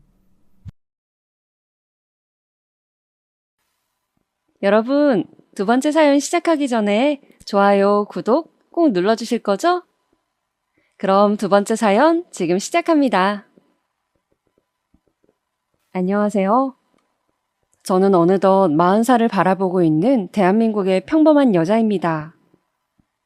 오늘은 여러분들의 사연을 듣다가 시댁과의 기막힌 에피소드를 저도 한번 꺼내보고 싶어 이 글을 쓰게 되었네요. 저는 경기도에서 태어나 쭉 살아온 평범한 사람입니다. 아버지는 구급 공무원으로 공직 생활을 하셨고, 어머니는 살림을 알뜰살뜰 꾸리시는 가정주부셨습니다. 당연히 외벌이 공무원 집이었기 때문에 그다지 금전적으로 넉넉하지 못했습니다. 그래도 항상 성실하게 월급을 어머니께 가져다 주시는 아버지 덕분에 저와 남동생, 엄마, 아빠, 우리 네 식구는 화목하게 잘 살아왔어요. 다만 잘하면서 아쉬웠던 점은 자매가 있는 친구들이었습니다. 저는 특히 언니보다는 여동생이 있는 친구들이 부러웠어요. 여동생이 있어서 미주알 고주알 모든 일을 함께하고 이야기를 나누면서 지내는 친구들이 한없이 부러웠죠. 남동생은 너무 말이 없어 재미가 없었거든요. 그렇지만 그것 말고는 제 생활에 나름 만족하면서 학창 시절을 보냈던 것 같아요. 나이가 들고 고등학생이 되자 저는 제 진로 고민을 시작했습니다. 뭘 하고 싶은지 정확하게 정해놓은 것이 없이 공부만 하다 보니 막상 고3이 되자 너무 고민이 되더라고요. 앞으로 어떤 직업을 가지고 어떤 삶을 살아야 할지 제 스스로 학교를 벗어나 제 삶을 결정한다는 게 굉장히 어려운 선택으로 느껴졌죠. 그러다 문득 제가 아버지를 존경하고 있다는 것을 깨닫게 되었습니다. 매일 아침 8시에 출근하시고 저녁 6시에 퇴근하시며 시계추처럼 하루를 쌓아오신 아버지의 성실함이 대단하게 느껴지고 저도 하루하루 그렇게 일상을 쌓아가고 나라를 위해서 제 작은 힘이나마 보태는 그런 삶을 살고 싶었습니다. 다행히 성적이 나쁘지 않아서 요즘 말하는 인서울대학을 진학하려고 하는데 고3 담임 선생님께서 그러시는 거예요. 근데 수영아, 나중에 공무원이 되고 싶다고 했지? 혹시 경찰 공무원은 어떠니? 네? 경찰 공무원이요? 어때? 평소에 리더십 있고 성실한 모습을 보면 좋은 경찰이 될 수 있을 것 같은데 한번 고민해보지 않겠니? 경찰. 저는 경찰도 공무원이라는 생각을 해본 적이 없었어요. 그렇게 생각해보니 체육 시간에 주장을 맡아 경기를 승리로 이끈 적도 있었고 경찰에 대한 로망도 가지고 있었어요. 이 길이 꽤 저한테 맞을 것 같은 생각이 들더군요. 그렇게 저는 경찰 행정학과를 진학하게 되었습니다. 경찰의 꿈을 품고 대학에 가자 고등학교 때보다 더 타이트한 스케줄이 기다리더라고요. 대학 수업을 다니면서 저는 20살이 되면 꼭 해보고 싶었던 카페 아르바이트를 시작했습니다. 그리고 그곳에서 마치 운명처럼 지금의 남편을 만나게 되었죠. 남편은 저와 같이 아르바이트를 하던 제 인근 대학교 경영학과 학생이었는데 저와 동갑내기 20살이었습니다. 같이 일을 하다가 정이 들어서 군대 갈 때 격려도 해주고 전화도 받아주고 하다 보니 군대 제대하기 전에 우리는 사귀는 사이로 발전해 있었어요. 군대 복학해서는 그 사람도 저도 한참 취업 준비로 바빴고 30살이 되었을 무렵 우리는 각자 경찰과 은행원이 되어 사회에서 어엿한 한 몫을 하게 되었죠. 그리고 서로 직장이 확실해지자 결혼 이야기가 나오기 시작했어요. 저는 남친의 부모님께 인사를 드리게 되었습니다. 만나기로 한 장소는 연회장이 있고 개별 룸이 있는 인근에서 유명한 고깃집이었습니다. 특히 돼지 양념갈비가 맛있는 집이었죠. 저는 베이지색 원피스를 입고 멋들어진 자켓도 걸치고 핸드백도 들고 식당으로 갔습니다. 남친의 가족분들은 먼저 와 계시더군요. 그 나이 연배의 평범한 인상이셨고 저를 보고 미소를 보내셨습니다. 다행히 저를 마음에 들어 하시는 것 같았어요. 특히 어머니께서는 저를 보고 아가씨가 너무 곱다며 그래 경찰을 한다고 들었는데 일이 험하지는 않냐고 걱정을 해주셨어요. 저는 주로 행정 업무가 많아서 괜찮다고 말씀을 드렸죠. 어머니는 아파트 상가에서 국수집을 운영하셨는데 다음에 국수 먹으러 오라고 살갑게 말씀해 주셨어요. 저는 저에게 호의적인 어머니의 모습을 보면서 긴장을 털어낼 수 있었습니다. 저는 남친의 가족분들을 보고 나니 아, 이 집에 시집 가면 마음 편하게 살 수 있겠구나 그런 생각이 들었습니다. 그만큼 부모님들이 인상도 좋으시고 푸근하신 느낌이었거든요. 그렇게 우리 커플은 1년여의 시간을 더 연인으로 보냈어요. 남친도 직장에 적응할 시간이 필요했고 저도 직장에 적응하느라 정신이 없었기 때문에 한동안은 결혼 생각도 하지 않고 바쁘게 보냈죠. 그런데 저희가 그렇게 있는 것이 못마땅하셨는지 양가 부모님들이 계속 둘 다 직장도 안정되어 있는데 그만 결혼을 하는 게 어떻겠냐고 서로 잘 맞고 그런데 괜히 시간 끌면 틀어질 수도 있다면서 재촉을 하셨습니다. 그래서 양가 부모님 등살에 우리는 30대가 되고 막 결혼을 하게 되었습니다. 결혼을 하고 신혼여행을 가고 정신없이 지내다 보니 결혼 후 1년쯤 지나서 아기가 생겼습니다. 저와 남편은 기쁜 마음으로 태교를 하고 무사히 아기를 출산했어요.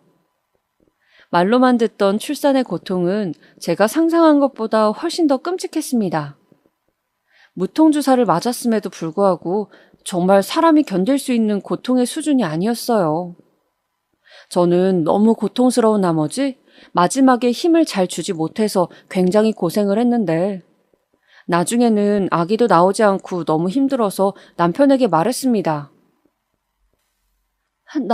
나 수술한다고 해. 그냥, 사모분의 경우는 수술을 하는 것도 괜찮을 것 같습니다. 지금 좋지 않아요. 그런데 의사쌤도 수술을 권하고 있는 와중에 남편이 갑자기 수술 동의를 망설이는 것이었어요. 그러지 말고 아기한텐 자연분만이 좋다는데 조금만 더 힘줘보면 안 될까요? 네? 자기야, 나 지금 너무 힘들다니까. 그러면 한 번만 더 힘줘보시고 간호사가 올라가서 누를 겁니다. 한 번만 기계식 분만 시도를 해볼게요. 갑자기 산소 호흡줄을 끼고 있는 제 위로 간호사가 올라왔습니다. 그리고 제 갈비뼈 부분에서 아래로 쑥 나고 제 배를 힘껏 누르더군요. 저는 마지막으로 있는 힘껏 힘을 주었습니다. 그 순간 의사쌤은 마치 뚫어뻥같이 생긴 걸로 아기 머리를 붙여 꺼냈어요. 응애! 그렇게 우리 아기는 우여곡절 끝에 세상에 태어났습니다. 저는 마지막에 남편이 수술을 망설인 것이 좀 섭섭했어서 저는 지나가듯이 한번 물어봤었습니다. 근데 자기야, 아까 왜 수술 동의하는 거 망설였던 거야?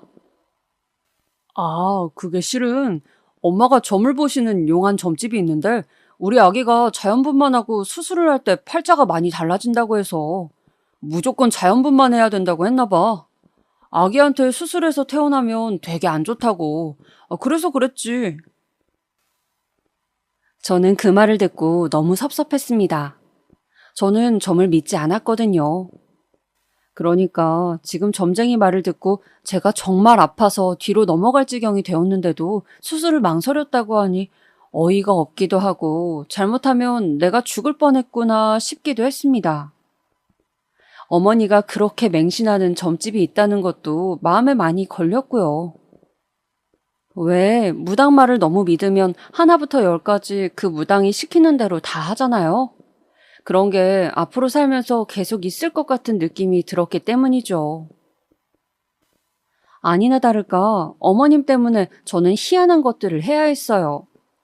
대출을 잔뜩 끼고 결혼 3년 차에 집을 샀는데 어머님이 또 그 점집에 가서 들은 대로 처음 집에 들어갈 때 동전을 동서남북으로 던지고 한 번씩 절을 해야 한다고 하셔서 그런 이상한 의식도 해야 했고 또 아기 이름을 지을 때도 제가 생각했던 짓고 싶은 이름을 짓지도 못하고 점쟁이가 말한 이름 중에서 골라야 했습니다.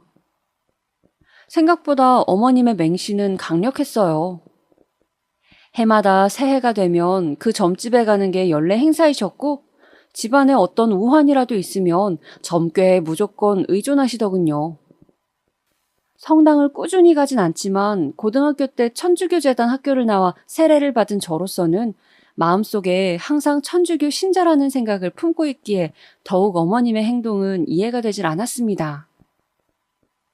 그렇다고 어르신에게 이래라 저래라 할 수도 없는 노릇이어서 저는 적당히 어머님이 꼭 하라고 강조하는 것은 좋은 게 좋은 거라고 하는 신용이나마 하고 어지간하면 점집 이야기는 못 들은 것으로 하기로 했습니다. 그렇게 제가 결혼한 지 3년쯤 되었을 무렵 남편의 남동생인 도련님이 결혼을 한다는 소식이 들려왔습니다. 대학교 동아리에서 만나 친구로 지내다가 사귄 지 1년쯤 되었다는데 여자친구 직업이 의사라고 하더군요. 시부모님은 직업 좋은 며느리가 너무 흡족하셔서 싱글벙글 웃으며 너무 좋아하셨어요.